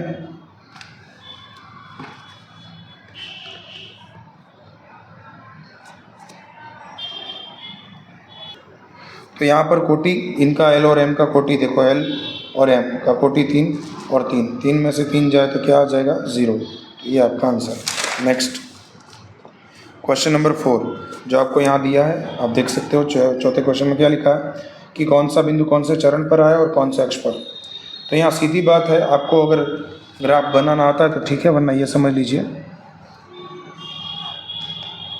ये x अक्ष होता है, ये y होता है, ये फर्स्ट चरण होता है प्रथम, ये प्लस होता है, ये द्वितीय चरण होता है, और यहाँ पर x माइनस और y प्लस होता है। पहला x होता है, दूसरा y। ये तृतीय चरण होता है यानी कि तीसरा चरण, यहाँ दोनों ही माइनस होते हैं। ये चतुर्थ चरण होता है, यहाँ पर x प्लस और y माइनस होता है। ये उगम बिंदु होता है 0। और याद रखना x अक्ष का है तो y 0, y का है तो x 0। यहाँ पर सीधी बात है, देखो पहला पॉइंट -3 और 5, पहला माइनस दूसरा प्लस, तो पहला माइनस दूसरा प्लस यानी कि ये दूसरे चरण में आ रहा है, यानी लिखा दूसरे चरण। 4 -1 तो पहला प्लस दूसरा माइनस, पहला प्लस दूसरा माइनस यानी कि चौथे चरण में है। अब 2, 0, तो अगर एक कोई भी पॉइंट 0 है मतलब वो कोई अक्ष पर है। यहाँ y 0 है, देखो पहला x होता है दूसरा y, यानी कि y 0 है, ये पॉइंट x पर ही होगा, जिसका अंक दिया हो वहीं पे होगा, तो ये x अक्ष पर ही होगा। अब -3 दोनों ही माइनस है तो तीसरे चरण में ही दोनों माइनस आते हैं। नेक्स्ट वाले नीचे दिए गए बिंदुओं के यहाँ निर्देशांक होते हैं कि नहीं वो बताइए। तो आप यही वाला ऊपर वाला सवाल था वही है, यहाँ पे आप इसको देखकर जवाब दे सकते हैं। ये दोनों प्लस है तो ये प्रथम चरण में आते हैं। एक माइनस है, दूसरा 0 है। जब 0 है यानी कि y 0 है तो ये पॉइंट x अक्ष पर होगा। अगर पहला प्लस है दूसरा माइनस यानी कि चतुर्थ चरण में प्लस और माइनस। यहाँ पर देखिए चौथा 0, -3 है कि x 0 है, y मिला है तो y अक्ष पर ही होगा। दोनों में से कोई एक पॉइंट 0 हो तो यहाँ वो अक्ष पर ही होगा, याद रख लेना ही बात। प्रकरण नंबर 4, इसके डाउट बहुत आई ये वाले सवाल के। नीचे दिए गए सेल्सियस फ़ारेनहाइट के रूपांतरित को कन्वर्ट किए। एक सूत्र है विज्ञान का जिसमें C सेल्सियस और F फ़ारेनहाइट, ये दोनों तापमान की इकाई है, बराबर है। गर्मी ठंडी ये जो बढ़ता है वो तापमान होता है, उसका इकाई है। तो याद रखना, साइंस में भी आता है, सेल्सियस और फ़ारेनहाइट में 273 का डिफरेंस होता है। तो यहाँ 86 फ़ारेनहाइट दिया, उसको सेल्सियस में रखना। जब फ़ारेनहाइट दिया तो फ़ारेनहाइट की जगह रख दो, F की जगह रख दो। 86 × 5 430, 130, 160 और ये 9। 430 में से 160 जाए तो ये बचे आपके ये 270, 25 में 9 दिया 27, ये 0, इसी बराबर 30। इसका दूसरा सवाल यहाँ सेल्सियस में दिया है, तो ये वाला सूत्र जो था वापस लिखना पड़ना है। मैं वापस लिख देता हूँ, यहाँ पर लिखना ही चाहिए आपको भी। यहाँ पर रख दी, F की जगह नहीं दिया है, F आपको ढूंढना है, C की जगह 35 रखना है। तो यहाँ C की जगह हम क्या रख देंगे 35। ये वाला सूत्र है यहाँ पर। मुझे F चाहिए तो F को अकेला करूँगा तो भाग में, तो सामने गुणा में। ये नियम नहीं आते तो याद रख लेना, भागु योग इसका नियम है, भाग गुणा योग घटा। इसको उल्टा भी उपयोग कर सकते हो और सीधा भी, बराबर है। यहाँ पे भाग में था तो पहले उधर गया, गुणा में चला गया। 9 × 35 315। अब यहाँ मैं लिख देता हूँ एक स्टेप ताकि आप समझ पाओ। मुझे F चाहिए तो 160 इस साइड आएगा तो प्लस हो गया, ये 5 F ऐसे 315 और 160 475, 5 F ऐसे मुझे F चाहिए था, 5 भाग में ले गया, 5 से भाग किया 95। तो ये आपका F बराबर 95। x बराबर 5 और y बराबर 4 ये समीकरण के हल है। तो k ज्ञात करें, तो यहाँ पर भी आपको वैल्यू रखना है 4x - ky बराबर 10। x की जगह 5, y की जगह 4, 4 × 5 = 20, k ऐसे ही यहाँ पर 20 को उस साइड ले गया माइनस, 10 में से 20 जाए तो -10, 4 भाग में गया क्योंकि गुणा में था तो भाग में, इसका आधा और इसका आधा, 10 का आधा 5, 4 का आधा 2। तो ये आंसर आपका आएगा -1। यहाँ पर ये वाला सवाल, यहाँ पर भी आपको दिया है ABC। ऐसे सवाल पूछते हैं कि A + B + C ज्ञात करें और आपको एक समीकरण दे देते हैं। तो ये मैं आपको समझा देता हूँ। चौथा सवाल, तो ये समीकरण आपको दिया है, तो इसमें से आपको ABC निकालना है और फिर हम इसका ABC की वैल्यू रख के इसमें रख देंगे। तो ये फॉर्मूला लिखा है x + by + c। ये हमारा द्विचर सुरेख समीकरण का व्यापक स्वरूप है। द्विचर सुरेख, सुरेख यानी कि रेखीय समीकरण का कौन सा स्वरूप है? व्यापक लिखा। अब देखो हमारा सब चीज़ें एक साइड होना चाहिए। व्यापक स्वरूप में क्या होता है? सब चीज़ें एक साइड होना चाहिए, ये साइड 0 रहना चाहिए, कुछ नहीं रहना चाहिए। तो मैं सब चीज़ों को इस साइड लाऊंगा, तो x - 5y + 10 है, उसको इस साइड लाऊंगा तो क्या हो जाएगा माइनस। जो यहाँ लिखा x था तो यहाँ रख दिया -5y, यहाँ 10 इधर आएगा तो माइनस हो रही। अब a बराबर 1 है, b बराबर आपका -5 है, c बराबर -10। याद रख लें, लिस्ट बना देना। यहाँ लिखते हैं a बराबर 1, b बराबर -5 और c बराबर -10। आपको तीनों को प्लस करना था तो यहाँ रख दिए, a की जगह 1, b की जगह -5, प्लस माइनस माइनस ये माइनस। अब देखिए ये एक, दोनों माइनस है तो कट छोड़ेंगे, 1 में से 15, 1 + 1 माइनस कटेगा, 15 में से 1 जाए 14, बड़े वाले का साइन। क्लियर? नेक्स्ट, दिए गए सुरेख समीकरण, यहाँ पर भी वही काम करना है। आप देख लीजिए एक बार, वही किया हुआ है। व्यापक स्वरूप के साथ कंपेयर करना। a बराबर 4, b बराबर -5, c बराबर -2। याद रख लेना ये बात, ये लिस्टिंग करना ज़रूरी है। a बराबर 4, b बराबर -5, c बराबर -2।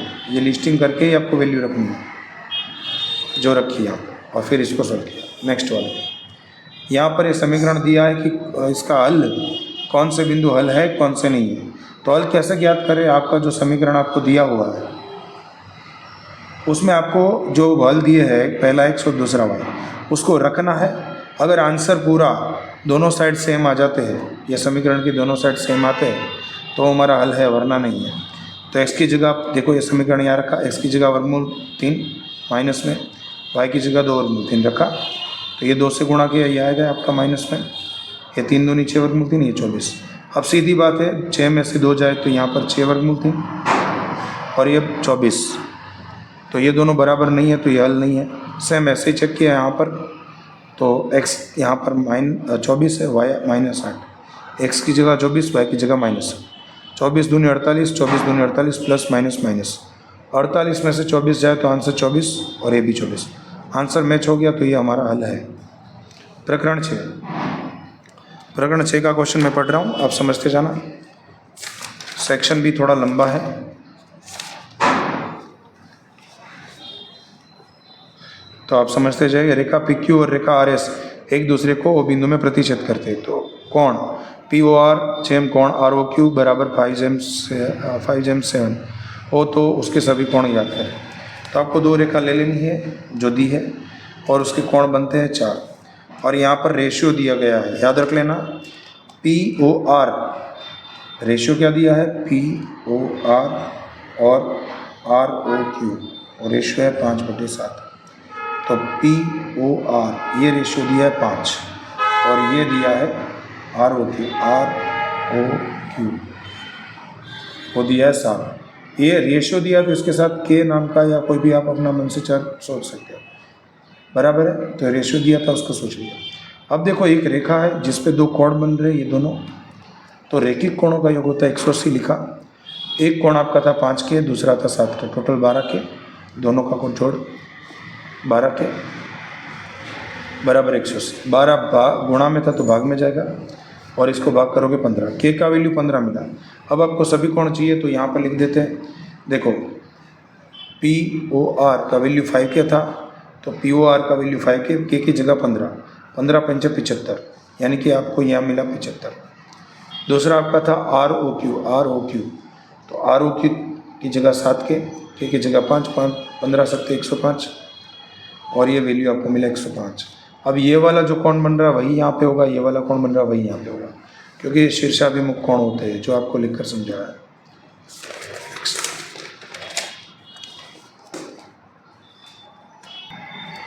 अभी ये सवाल छठे क्वेश्चन का दूसरा, किरण X BAC का द्विभाजक है, तो आप बना दोगे BAC, तो बना दीजिए BAC।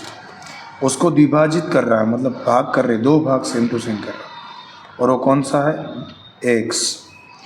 किरण AY XAC इसको द्विभाजित कर रहा है, मतलब ये भाग और ये भाग सेम है, याद रखना, ये भाग और ये भाग बराबर है। ये द्विभाजक का यहाँ आकृति बनाई है पर मुझे समझ नहीं आई तो मैंने आपको समझाकर दूसरी बना दी, बराबर है। ये द्विभाजित कर रहे हैं, तो आप एक बात समझिए, आपको दिया कौन सा है, BAY,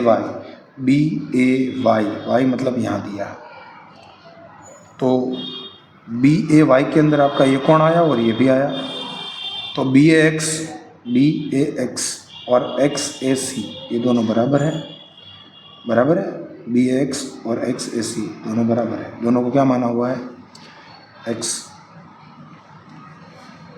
तो पूरा क्या होगा, BAY क्या हो जाएगा, 2X।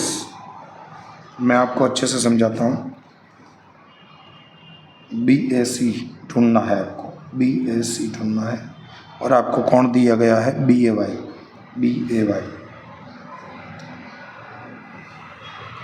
यहाँ पर मैंने आकृति बना दी है। अब इसके सबके भाग, मान लो ये छोटे भाग ही X है, मतलब यहाँ पर X यहाँ दिया है, बराबर है। इसको आप कैपिटल मान लो और ये स्मॉल, ये भी X है, ये दो X है, मतलब ये पूरा क्या 2X, तो ये 2X, तो BAX प्लस XAY बराबर 60। टोटल कोण दिया था तो रख दिया और ऐसे ऐसे निकाल दिया। कोण X और Y संपूरक कोणों का योग होता है 180। यहाँ पर आपको आकृति बनानी चाहिए। संपूरक है तो ऐसे कोण हो गए, एक साइड X बनेगा, एक साइड Y बनेगा। X का 25 रेशियो दिया है तो मान लो 25 के और 11 के, और फिर टोटल आ गया 180। 25 के 11 के 36 के, 36 भाग में गया, का वैल्यू मिला और की वैल्यू को यहाँ रखी। नेक्स्ट, रेखा PQ और RS परस्पर O बिंदु में प्रतिच्छेद कर रहे हैं, तो आप बना लीजिए आकृति। रेखा PQ और RS बिंदु O में प्रतिच्छेद करते हैं।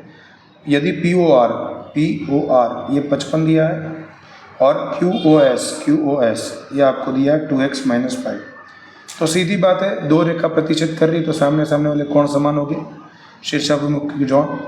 तो ये दोनों बराबर होगा। -5 उस साइड गया प्लस, टोटल 60, 2 भाग में गया, आंसर आया 30। कोण ए और कोण बी पूरक, पूरक कोण होगा तो 90 होगा, याद रखना। समपूरक हो तो 180, पूरक हो तो 90। तो यहाँ पर एक दिया है angle A plus angle B, angle A बराबर एंगल बी प्लस 20 हो तो ए और बी ज्ञात करें। तो ए की वैल्यू और बी दिए, तो दोनों कोण दिए हैं एंगल ए और एंगल बी। तो आप कैसे लिखोगे, दोनों पूरक कोण है तो पूरक कोण एक एंगल ए और एक एंगल बी, दोनों का टोटल होना चाहिए कितना, 90। एंगल ए की जगह पर मैं रख सकता हूँ इसका वैल्यू, यानी कि वर्गमूल बी प्लस 20। ये 20 का बी का बी मैंने 90 रखा, यह वर्गमूल बी कोण ए बी और कोण बी, टोटल कोण बी 2 बार, ये 20 और ये 90। 20 उस साइड गया तो क्या हो जाएगा माइनस, और ये आपका आंसर आएगा 70। बी भाग में 2 भाग में 70 का आधा 35, एंगल बी बराबर 35। अब ये 35 की वैल्यू आप रखोगे एंगल, ये वाला जो फॉर्मूला आपको दिया था इसमें बी की जगह 35, 35 और 20 55। यहाँ पर भी ऐसा एक क्वेश्चन दिया है, आप समझ सकते हो, जो आपको गिनकर दिया हुआ है। परिभाषा, समरेख बिंदु किसे कहते हैं, जिस पॉइंट, जो कोई भी बिंदु, 3 बिंदु एक ही रेखा पर आए हो तो उसे समरेख कहते हैं। विपरीत कोण किसे कहते हैं, अगर कोई कोण बना हुआ है, मान लो ऐसा कोई कोण बना है, ये 50 है, तो उसको 360 में से घटा दोगे तो ये जो बाकी बना उसे कहते हैं विपरीत कोण। तो ये व्याख्या आप ऐसा लिख सकते हो कि जो कोण दिया है उसको 360 डिग्री में से घटाने पर विपरीत कोण प्राप्त होता है। संपूरक कोण, तो याद रखिए जिन दो कोणों का योग 180 होता है उसे संपूरक कोण कहते हैं। पूरक कोण, जिन दो कोणों का योग 90 होता है उसे पूरक कोण कहते हैं। नेक्स्ट, शीर्षाभिमुख कोण, आकृति बनाइए तो आपको नंबर मिल सकते हैं। 2 रेखा है तो सामने सामने वाले जो कोण बनते हैं वो सेम होते हैं, उसी को शीर्षाभिमुख कोण कहते हैं। यदि 2 रेखा एक दूसरे को प्रतिच्छेद करती हो तो सम्मुख बनने वाले कोणों को शीर्षाभिमुख कोण कहते हैं। कोणों के रैखिक जोड़, एक रेखा पर बनने वाले 2 कोण हो, एक रेखा ये है जिस पर एक कोण ये बन रहा है, एक कोण ये बन रहा है। एक रेखा पर 2 कोण बने तो दोनों कोणों को रैखिक जोड़ के कोण कहते हैं। आसन कोण, आसन कोण रैखिक कोण की तरह ही होता है पर थोड़ा डिफरेंस होता है। एक किरण है, एक किरण ऐसे लिया, एक किरण ऐसे लिया। अब इन दोनों में एक भुजा सेम टू सेम कॉमन आया, ये भुजा इसमें भी आ रहा है, इसमें भी आ रहा है, तो ये आसन कोण हुआ। नेक्स्ट है आपका जो कोण है वो दिया है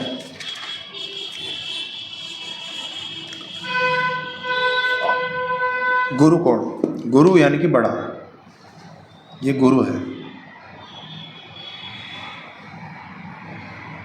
गुरु कोण किसे कहते हैं, जिसका माप 90 से ज़्यादा हो।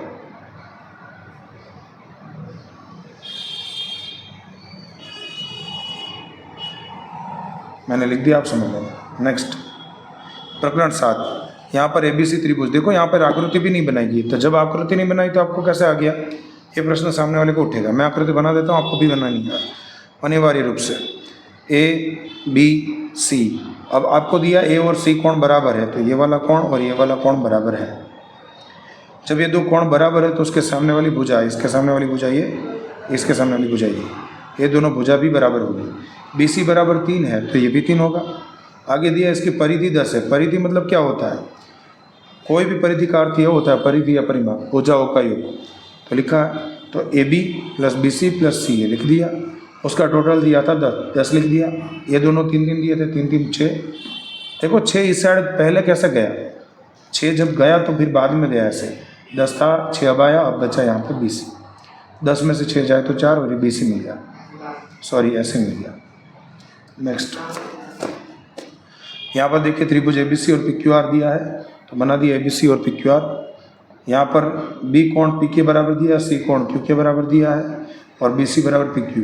कोण A बराबर 50 दिया है तो कोण B बराबर 75। आपको कोण ढूंढना है। यहाँ पर क्वेश्चन देख लेते दूसरा, कोण R ढूंढना है, कोण R ढूंढने जा रहे हैं लोग।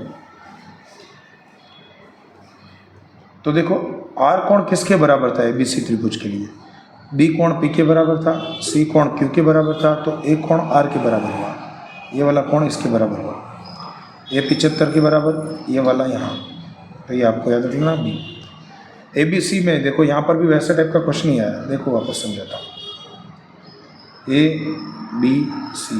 AB बराबर AC, तो AB भुजा है, और ये ऐसी भुजा है। ये दोनों भुजा बराबर है तो सामने वाले कोण बराबर, और कोण बराबर तो भुजा बराबर, ये दोनों कोण बराबर हो जाएंगे। कोण ए बराबर 50, ए का माप दिया 50। कोण बी और सी ज्ञात करना, दोनों को मान लेंगे के। त्रिभुज के तीनों कोणों का योग 180, 50 प्लस के बराबर 180। ये 2 के 50 उसड़ गया माइनस, 180 में से 50 जाए 65, सॉरी 180 में से 50 जाए 130, 2 भाग में गया 65 आपका आंसर, और के की जगह रख दो। यहाँ पर भी आपको त्रिभुज दिया है P Q R, P Q बराबर पी आर, पी क्यू बराबर पी आर, दोनों बराबर तो सामने वाला कोण ये बना और इसके सामने वाला ये कोण, दोनों बराबर हो गए। जब बराबर हो गए उसको मान लेंगे कि कोण क्यू बराबर आपको दिया है 48, तो ये वाला भी कितना होगा 48 ही होगा। आपको पी ढूंढना था, दोनों 48 दिए हैं तो त्रिभुज के तीनों कोणों का योग 180 लगाओ, ये वाला कोण मिल जाएगा पी, पी मिल गया तो आर तो आपके पास था ही, सीधी बात है। ऐसे निकाल लीजिए। यहाँ पर भी आकृति बनाना अनिवार्य है। यहाँ पर 2 त्रिभुज दिए हैं, दोनों सर्वांग सम है, तो मैं आकृति बना देता हूँ। ऐसे छोटी ऐसे आकृति बना रहा हूँ, एक ABC, ऐसे ही दूसरा त्रिभुज है PQR। एंगल A बराबर 50, एंगल B बराबर 75, एंगल R ढूंढे। देखो त्रिभुज की भुजा यहाँ दी है और ढूंढ यहाँ रहा है, तो कुछ नहीं है। A कोण पहला सर्वांग समता P के साथ, तो A जितना होगा उतना ही P होगा 50, B जितना होगा उतना ही P होगा, तो ये होगा 75। तो यहाँ पर आपको 2 कोण मिल गए। त्रिभुज के तीनों कोणों के 180, 2 कोणों की वैल्यू रख दी, 125 आई उस साइड ले गया माइनस हो गया, आपको आर मिल गया। चक्रीय चतुर्भुज, ये प्रश्न बड़ा इंपॉर्टेंट है। चक्रीय चतुर्भुज किसे कहते हैं? एक सर्कल पर अगर कोई चतुर्भुज बन रहा है किसी भी आकार का, जिसके सभी पॉइंट चारों के चारों पॉइंट सर्कल पर दिए हैं, तो इस चतुर्भुज को कहते हैं चक्रीय चतुर्भुज। तो आपको दिए हैं 2 कोण S माइनस क्यू बराबर 80 हो, तो कोण S और Q ढूंढे। तो याद रख लिया, मान लो ये आपको दिया है P, Q, R और S, तो Q और S का दिया है, तो उसके सम्मुख कोण सामने सामने, चक्रीय चतुर्भुज के सम्मुख कोणों का योग होता है 180, जो यहाँ लिख रहा हूँ। चतुर्भुज के कोणों का योग 180, तो कोण Q प्लस कोण S बराबर 180। अब देखिए S कोण आप यहाँ पर ये आपको दिया है, Q को उस साइड ले जाओ तो S की जगह क्या लिख पाओगे? 80 प्लस Q, तो आप S की जगह Q रख दो, तो आपको पहले Q मिल जाएगा और फिर आपको S मिल जाएगा। अगर नहीं आ रहा तो मैं इसको गिनवा दूँ आपको, आई होप कि आपको लगभग नहीं आ रहा होगा, समझा देते हैं। Q प्लस S बराबर 180। अब Q देखो यहाँ S की जगह निकाला था 80 प्लस Q, मतलब अब मैं ये Q तो यहीं रखूँगा, Q S की जगह रख देता हूँ, जो हमारा आया था 80 प्लस Q, ये जो हमारा निकल के आया था ये, और 180, एक Q और एक Q, टोटल 2 Q और ये 80 उस साइड जाएंगे तो माइनस हो जाएंगे, और ये आपका आंसर आएगा 100। 2 भाग में x बराबर 100 का बटा 2 मतलब 50, x का वैल्यू 50 मिल गया, सॉरी x नहीं ये Q था, Q का वैल्यू 50 बराबर है, Q मिल गया आपको 50। तो आप वो जो फॉर्मूला था ये वाला यहाँ पर 50 रख दीजिए। ये क्वेश्चन अधूरा है, क्वेश्चन को कंप्लीट करते हैं ऐसे। अब देखो दूसरा स्टेप आपका क्या था, S बराबर आपका था 80 प्लस Q, तो ये 80 Q का वैल्यू 50 और S हमको मिला 130। तो आधे क्वेश्चन छोड़ के आओगे तो भी आधे नंबर चले जाएंगे, तो ऐसा मत करना। पी केंद्रित वर्तुल में AB जीवा है, तो मैं ये प्रश्न आपको असाइनमेंट से पढ़ के समझा देता हूँ। क्वेश्चन नंबर 2, पी केंद्रित वृत्त में AB जीवा है, तो एक सर्कल बना देते हैं जिसका केंद्र P है, AB एक जीवा है, बना दिया AB जीवा।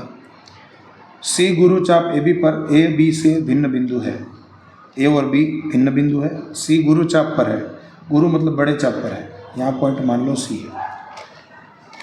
तो ACB बराबर ACB, ये कोण आपको दिया है 60, आपको APB ज्ञात करना है।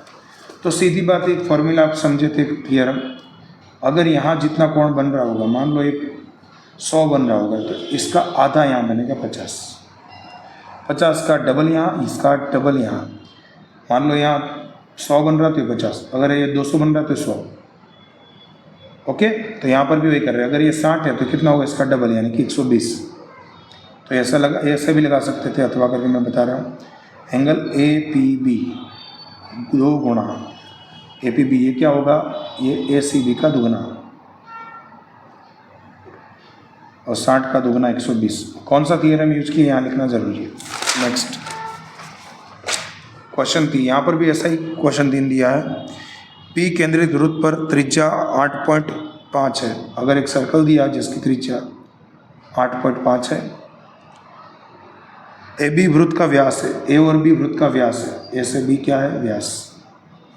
सी अर्धवृत्त का कोई बिंदु है, इसके ऊपर कोई बिंदु आया सी, तो आपको ए सी ज्ञात करना है ये वाला।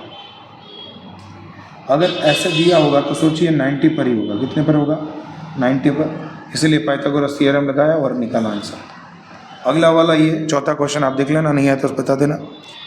ओ केंद्रित सर्कल है जिसका व्यास 20 है, तो त्रिज्या 10 होगी।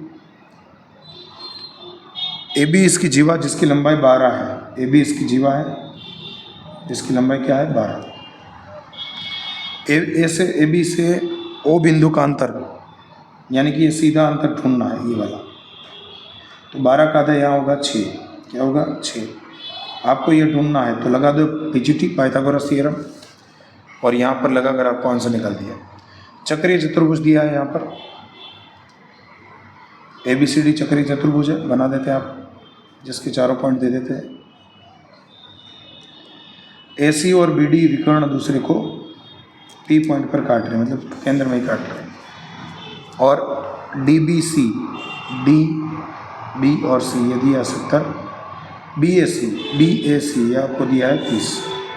तो बी सी डी ज्ञात करो, बी सी डी यानी कि ये ज्ञात करो। तो सीधी बात है, यहाँ पर ऐसे कौन बन रहा है, तो ये 30 होगा तो ये भी होगा। ये आपने थियरम सीखा था, अगर एक कोण यहाँ बन रहा है तो वही, अगर आधार सेम हो तो यही कोण यहाँ बनेगा, तितली जैसा, बराबर है, पंख दिख रहे हैं दोनों। ऐसे ही यहाँ 30 है तो ये भी 30, अगर ऐसा करके ये आधार है और ये 70 है तो ये भी कितना होगा, 70। आपको क्या ज्ञात करना था, बी सी डी। अगर आपके त्रिभुज के एक 30 है, एक आपको 70 मिला, तो त्रिभुज के तीनों कोणों का भी 180 होगा। 70 और 30 टोटल 100 घटा दोगे आपको मिल जाएगा 80, और यही आपको सॉल्व करके दिया हुआ है। चैप्टर नंबर 11, यहाँ पर एक देखो, यहाँ पर फॉर्मूला है, लगाना है। एक शंकु आकार का तंबू है, तो तंबू शंकु आकार का उसको बना देते हैं। शंकु में एक त्रिज्या होती है, 2 प्रकार की ऊंचाई होती है। एक सीधी ऊंचाई होती है जैसे सिर्फ ऊंचाई कहते हैं, और एक टेढ़ी ऊंचाई होती है जिसे तिर्यक ऊंचाई कहते हैं। तो यहाँ पर त्रिज्या दी है और इसको सॉल्व करके यहाँ दिया है, तो फॉर्मूला लगाना है, सिंपल सा, देख लीजिए आप एक बार। नेक्स्ट यहाँ पर एक अर्धगोले का त्रिज्या, तो अर्धगोले का आकृति बना देना आपको। इसका त्रिज्या 21 है, तो इसका आयतन तो आपको ऐसा सूत्र लिखना है, अर्ध का आयतन 2/3 पाई आर क्यूब। डायरेक्ट ऐसे लिखोगे तो नंबर नहीं मिलेंगे, फिर बराबर के नीचे बराबर करके इसको सॉल्व कर लेना। नेक्स्ट अर्धगोलन का आयतन, तो आपको वापस अर्धगोला दिया तो आप अर्धगोला बनाइए। आयतन दिया है आपको, त्रिज्या व्यास कुछ नहीं दिया, तो वापस लगाओगे अर्धगोले का आयतन, सॉरी यहाँ गोला है, पूरा गोला है, क्या लिखा है, गोला, गोले का आयतन, और होगा 4/3 पाई आर क्यूब। फिर यहाँ पे आयतन की जगह लेना 38,808, जो ले लिया। आयतन इस साइड था तो मैंने इस साइड लिखा, इसको यहाँ लिखा, 4/3 पाई का वैल्यू। अब यहाँ जो बटे में था सामने कोणा में, यहाँ ऊपर था वो नीचे, ऐसे करके आर निकाल रहे हैं। कैसे निकालोगे आर, यहाँ निकाला नहीं है, मैं निकाल के दिखाता हूँ। 3 और 7 सामने चला जाएंगे और नीचे आ जाएगा 4 और 22। इससे आप काटोगे आंसर में तो आपको आंसर मिल जाएगा, और आपका जो आंसर मिलेगा वो मिलेगा 42 सेमी, मतलब त्रिज्या 21 सेमी मिलेगी। तो व्यास क्या होता है, त्रिज्या का दुगुना, यानी कि 21 दूनी 42। नेक्स्ट यहाँ शंकु के आधार का परिघ, यानी कि एक शंकु दिया है, शंकु का आधार जो होता है सर्कल होता है, इसका परिधि दिया यानी कि वृत्त का परिधि होगा।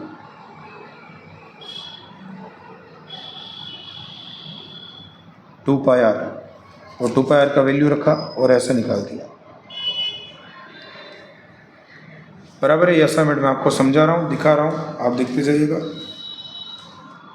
आप समझ लीजिए। अगर कोई डाउट हो तो कमेंट मारिए, मैं उस स्पेसिफिक क्वेश्चन के लिए एक वीडियो बनाऊंगा, आप पूरा असाइनमेंट देखते जाना।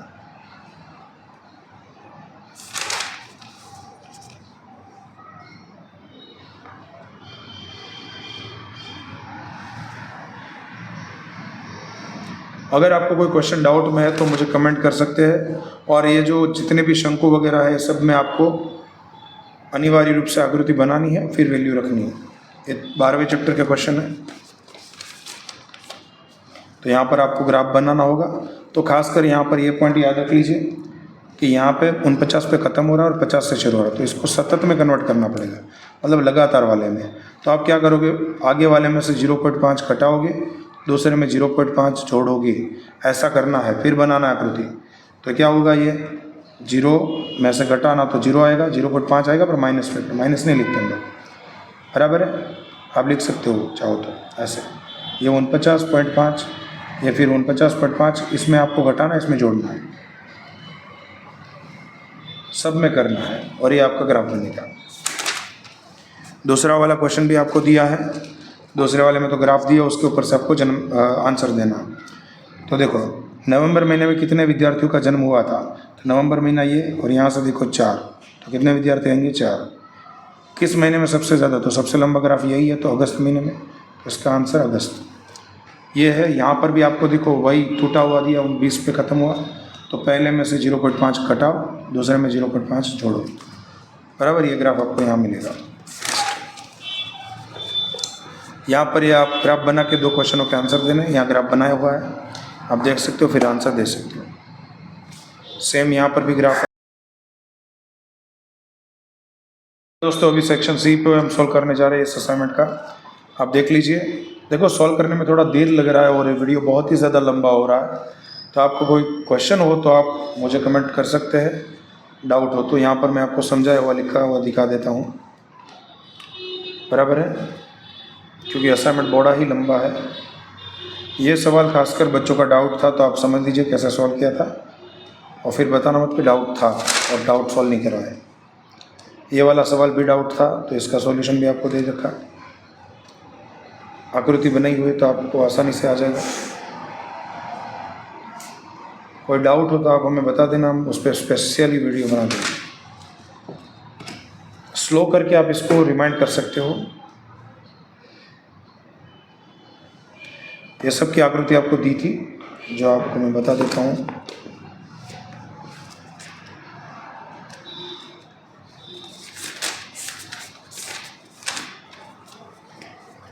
यह आकृति दी हुई है आपको, बराबर है, देख लीजिए। आप असाइनमेंट साथ में रखोगे तो अच्छा रहेगा। क्वेश्चन नंबर 5 दिया है, ये 6 है।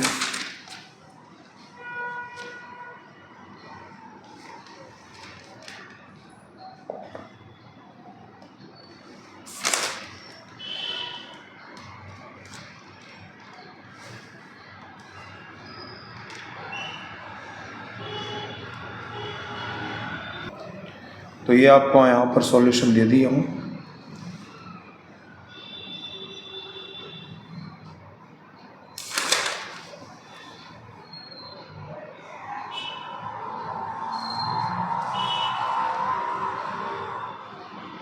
हमारा जो शूट का लोकेशन है वो थोड़ा शहरी इलाका में है, तो थोड़ा आवाज़ का प्रॉब्लम रहता है। आपको कोई क्वेश्चन डाउट हो तो आप कमेंट कर सकते हो। यहाँ अच्छी तरीके से सॉल्व किए हुए सवाल मैं आपको बता रहा हूँ। यहाँ पर देखो आकृति नहीं बनाई, तो आप इसमें आकृति बनाइए। देखो एक खेत है, तो त्रिभुजा का खेत बना दिया, जिसका रेशो दिया है, तो ये 6, एक 7 और एक 8, सबके रेशो के साथ के या एक्स मान लो, यहाँ एक्स माना है, तो आप एक्स मान लीजिए। यहाँ पर परिधि निकाल दी, परिधि मतलब सब भुजा का योग, भुजा ढूंढ ली, और ये एरन का सूत्र है। समद्विबाहु त्रिभुज यानी जिसकी भुजा 2 सेम है, बराबर है, समान पाया जाता है 3:2। तो ये आपको दिया है 2 समान भुजा का 3 रेशो है 2, और एक्स एक्स एक्स। पहले यहाँ एक्स ढूंढा, भुजा ढूंढी, फिर एरन लगाया। यहाँ पर ये आपको दीवार पे लगाना है, यहाँ पर भी आपको भुजाएं दी है, और फिर इसका फॉर्मूला निकाल कर सकते हो। हेरोन का फॉर्मूला याद रखना, त्रिभुज के क्षेत्रफल ढूंढने का काम आता है। एक यातायात संकेत, संकेत बोर्ड आपने देखे होंगे, साइड में लगे होते हैं रोड के, वो भी त्रिभुजाकारी होते हैं, बराबर है। इसकी तीनों भुजाओं के साइड आपको निकालने हैं, क्योंकि समबाहु है। समबाहु यानी कि जिसकी भुजा सेम सेम, सबको ए ले लिया, यानी कि a+a+a 3 है। टोटल दिया था 180, यानी कि एक की भुजा का माप आ जाएगा 60। और फिर 60 की वैल्यू रखकर आप एरोन लगाकर सूत्र सोल्व कर सकते हो। आंकड़े निकाल कर भी सोल्व कर सकते थे आप। यहाँ पर भी आपको आकृति बनाना ज़रूरी है।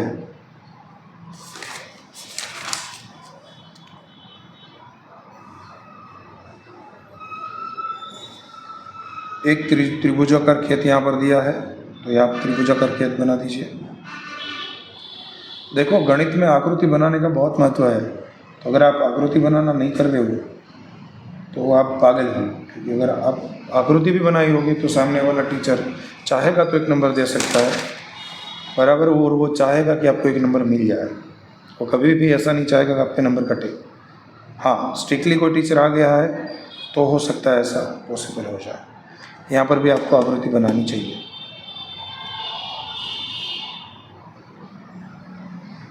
ये समद्विबाहु है, तो आपको समद्विबाहु का आकृति बनाना चाहिए। 2 भुजा सेम है, बराबर, जिसमें प्रत्येक का भुजा 30 है, परिधि दी है। तो जो समबाहु है तो सभी भुजा समान होता है। समद्विबाहु यानी कि जिसकी 2 भुजा समान, तो आपको यहाँ 2 भुजा 30 दी, तीसरी भुजा मिल जाएगी, परिमाप दिया हुआ है। ये वाले में भी वही है, हेरोन का, बहुत ही आसानी से सोल्व होगा। और ये मैं टेक्स्ट बुक में सॉल्व करवा चुका हूँ। ये ताड़पत्री वाला क्वेश्चन है, वो भी समझ लेना।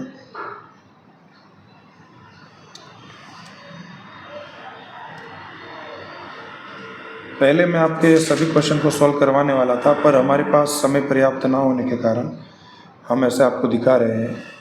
कोई आप इसको रखकर समझ सकते हो और समझाया हुआ है बढ़िया ही मेथड में। आकृति बनाना अनिवार्य है, यहाँ पर भी आकृति नहीं बनी हुई है तो हम बना देते हैं।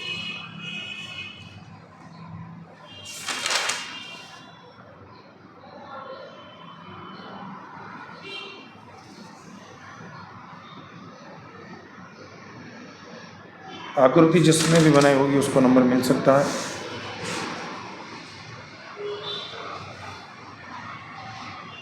ये सब जो दिए गए क्वेश्चन ना, वो सब हम आपको सॉल्व करवा चुके हैं। और ये सब में सूत्र वाले जितने भी होते हैं, आकार वाले होते हैं, सूत्र होते हैं, सब में आपको आकृति बनाना अनिवार्य होता है। देखो, धातु का गोला, तो गोला बना दीजिए। आपका कौन सा ऐसा अलग बनाना है, आपको सेम टू सेम ही तो बनाना है, बढ़िया सा गोला बना दीजिए।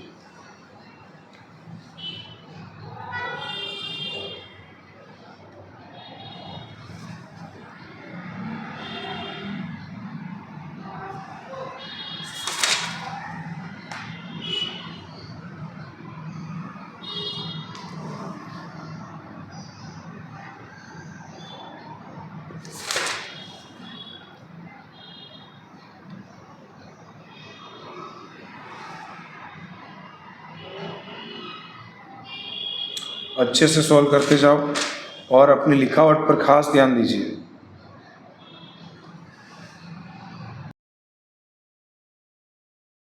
सेक्शन डी बहुत ही अच्छे तरीके से यहाँ सॉल्व करके दिया है, तो आप इसको समझ लीजिए। कोई डाउट हो तो हमें बता सकते हो। और जब भी आप सेक्शन डी अटेंड नहीं करते हो, ज़्यादातर बच्चे सेक्शन सी और सेक्शन डी अटेंड नहीं करते हैं, और इसकी वजह से उनके बहुत ज़्यादा ही नंबर कटते हैं और फेल होने का चांस भी बढ़ जाता है। तो सेक्शन डी अच्छे से अटेंड करना सीख लीजिए। मैं आपको अच्छे से सॉल्व करके दिया हूँ, उसको अच्छे से आप समझ लीजिए। कोई डाउट हो तो वापस आप कमेंट करिए, मैं आपके लिए स्पेशली एक वीडियो बनाऊंगा, ये वादा रहा हमारा। और इसमें कोई अनजाने नहीं होते। ये सेक्शन आपको भारी इसलिए पड़ता है क्योंकि यहाँ पर आपको शब्दों से खेल किया जाता है। इस सेक्शन डी के अंदर कुछ क्वेश्चनों को छोड़ के ज़्यादातर में शब्द होते सिद्ध करे सिद्ध करे सिद्ध करे, तो वो वाले शब्दों से आपको याद रख कर समझना चाहिए कि इसमें क्या करना है।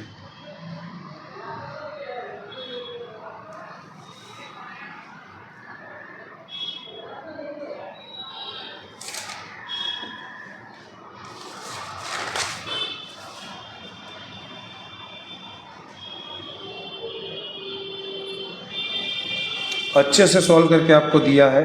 ये प्रकरण 8 शुरू हो गया यहाँ से, तो आप सभी लोग इसको अच्छे से समझ लो तो आपके मार्क्स बढ़ेंगे। और आकृति बनानी है। दर्शाइए वाले क्वेश्चन मैंने देखा है बच्चे बड़े कंफ्यूज होते हैं, तो कंफ्यूज इसलिए होते हैं क्योंकि उनको थियरी गणित की लिखना नहीं आता, और वो थियरी प्रैक्टिस से और थोड़ा याद रखना भी पड़ेगा, क्योंकि गणित में एक हिस्सा होता है भौमिति, जिसे ज्योमेट्री कहते हैं अंग्रेजी में। ये हिस्सा थोड़ा कठिन आता है लिखने के लिहाज से। समझने में बहुत ही आसान होता है, अगर एक बार आप टॉपिक समझ लीजिए तो वो आपके लिए आसानी हो जाता है, पर वो लिखने के हवाले से थोड़ा आपके लिए हार्ड होता है। तो उसका लिखावट एक बार आप सीख लीजिए तो आपको कोई कन्फ्यूज़न नहीं होगा।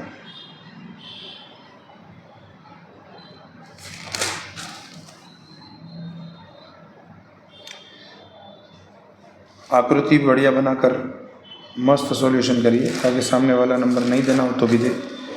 और सेक्शन डी पूरा अटेंड करिए, भले आपको कुछ नहीं आए, थोड़ा बहुत इम्पोर्टेंट जो टॉपिक वो आपको आते हो क्लियर करते जाइए, और आकृति बनाकर उसमें डिटेल करिए।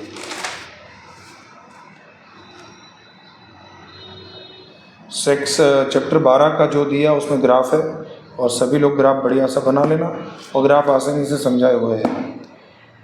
थैंक यू मेरा वीडियो देखने के लिए। आगे और वीडियो आपको स्क्रीन पे दिखेंगे और वो उस पर जाकर आप देख सकते हो। धन्यवाद और बेस्ट ऑफ लक।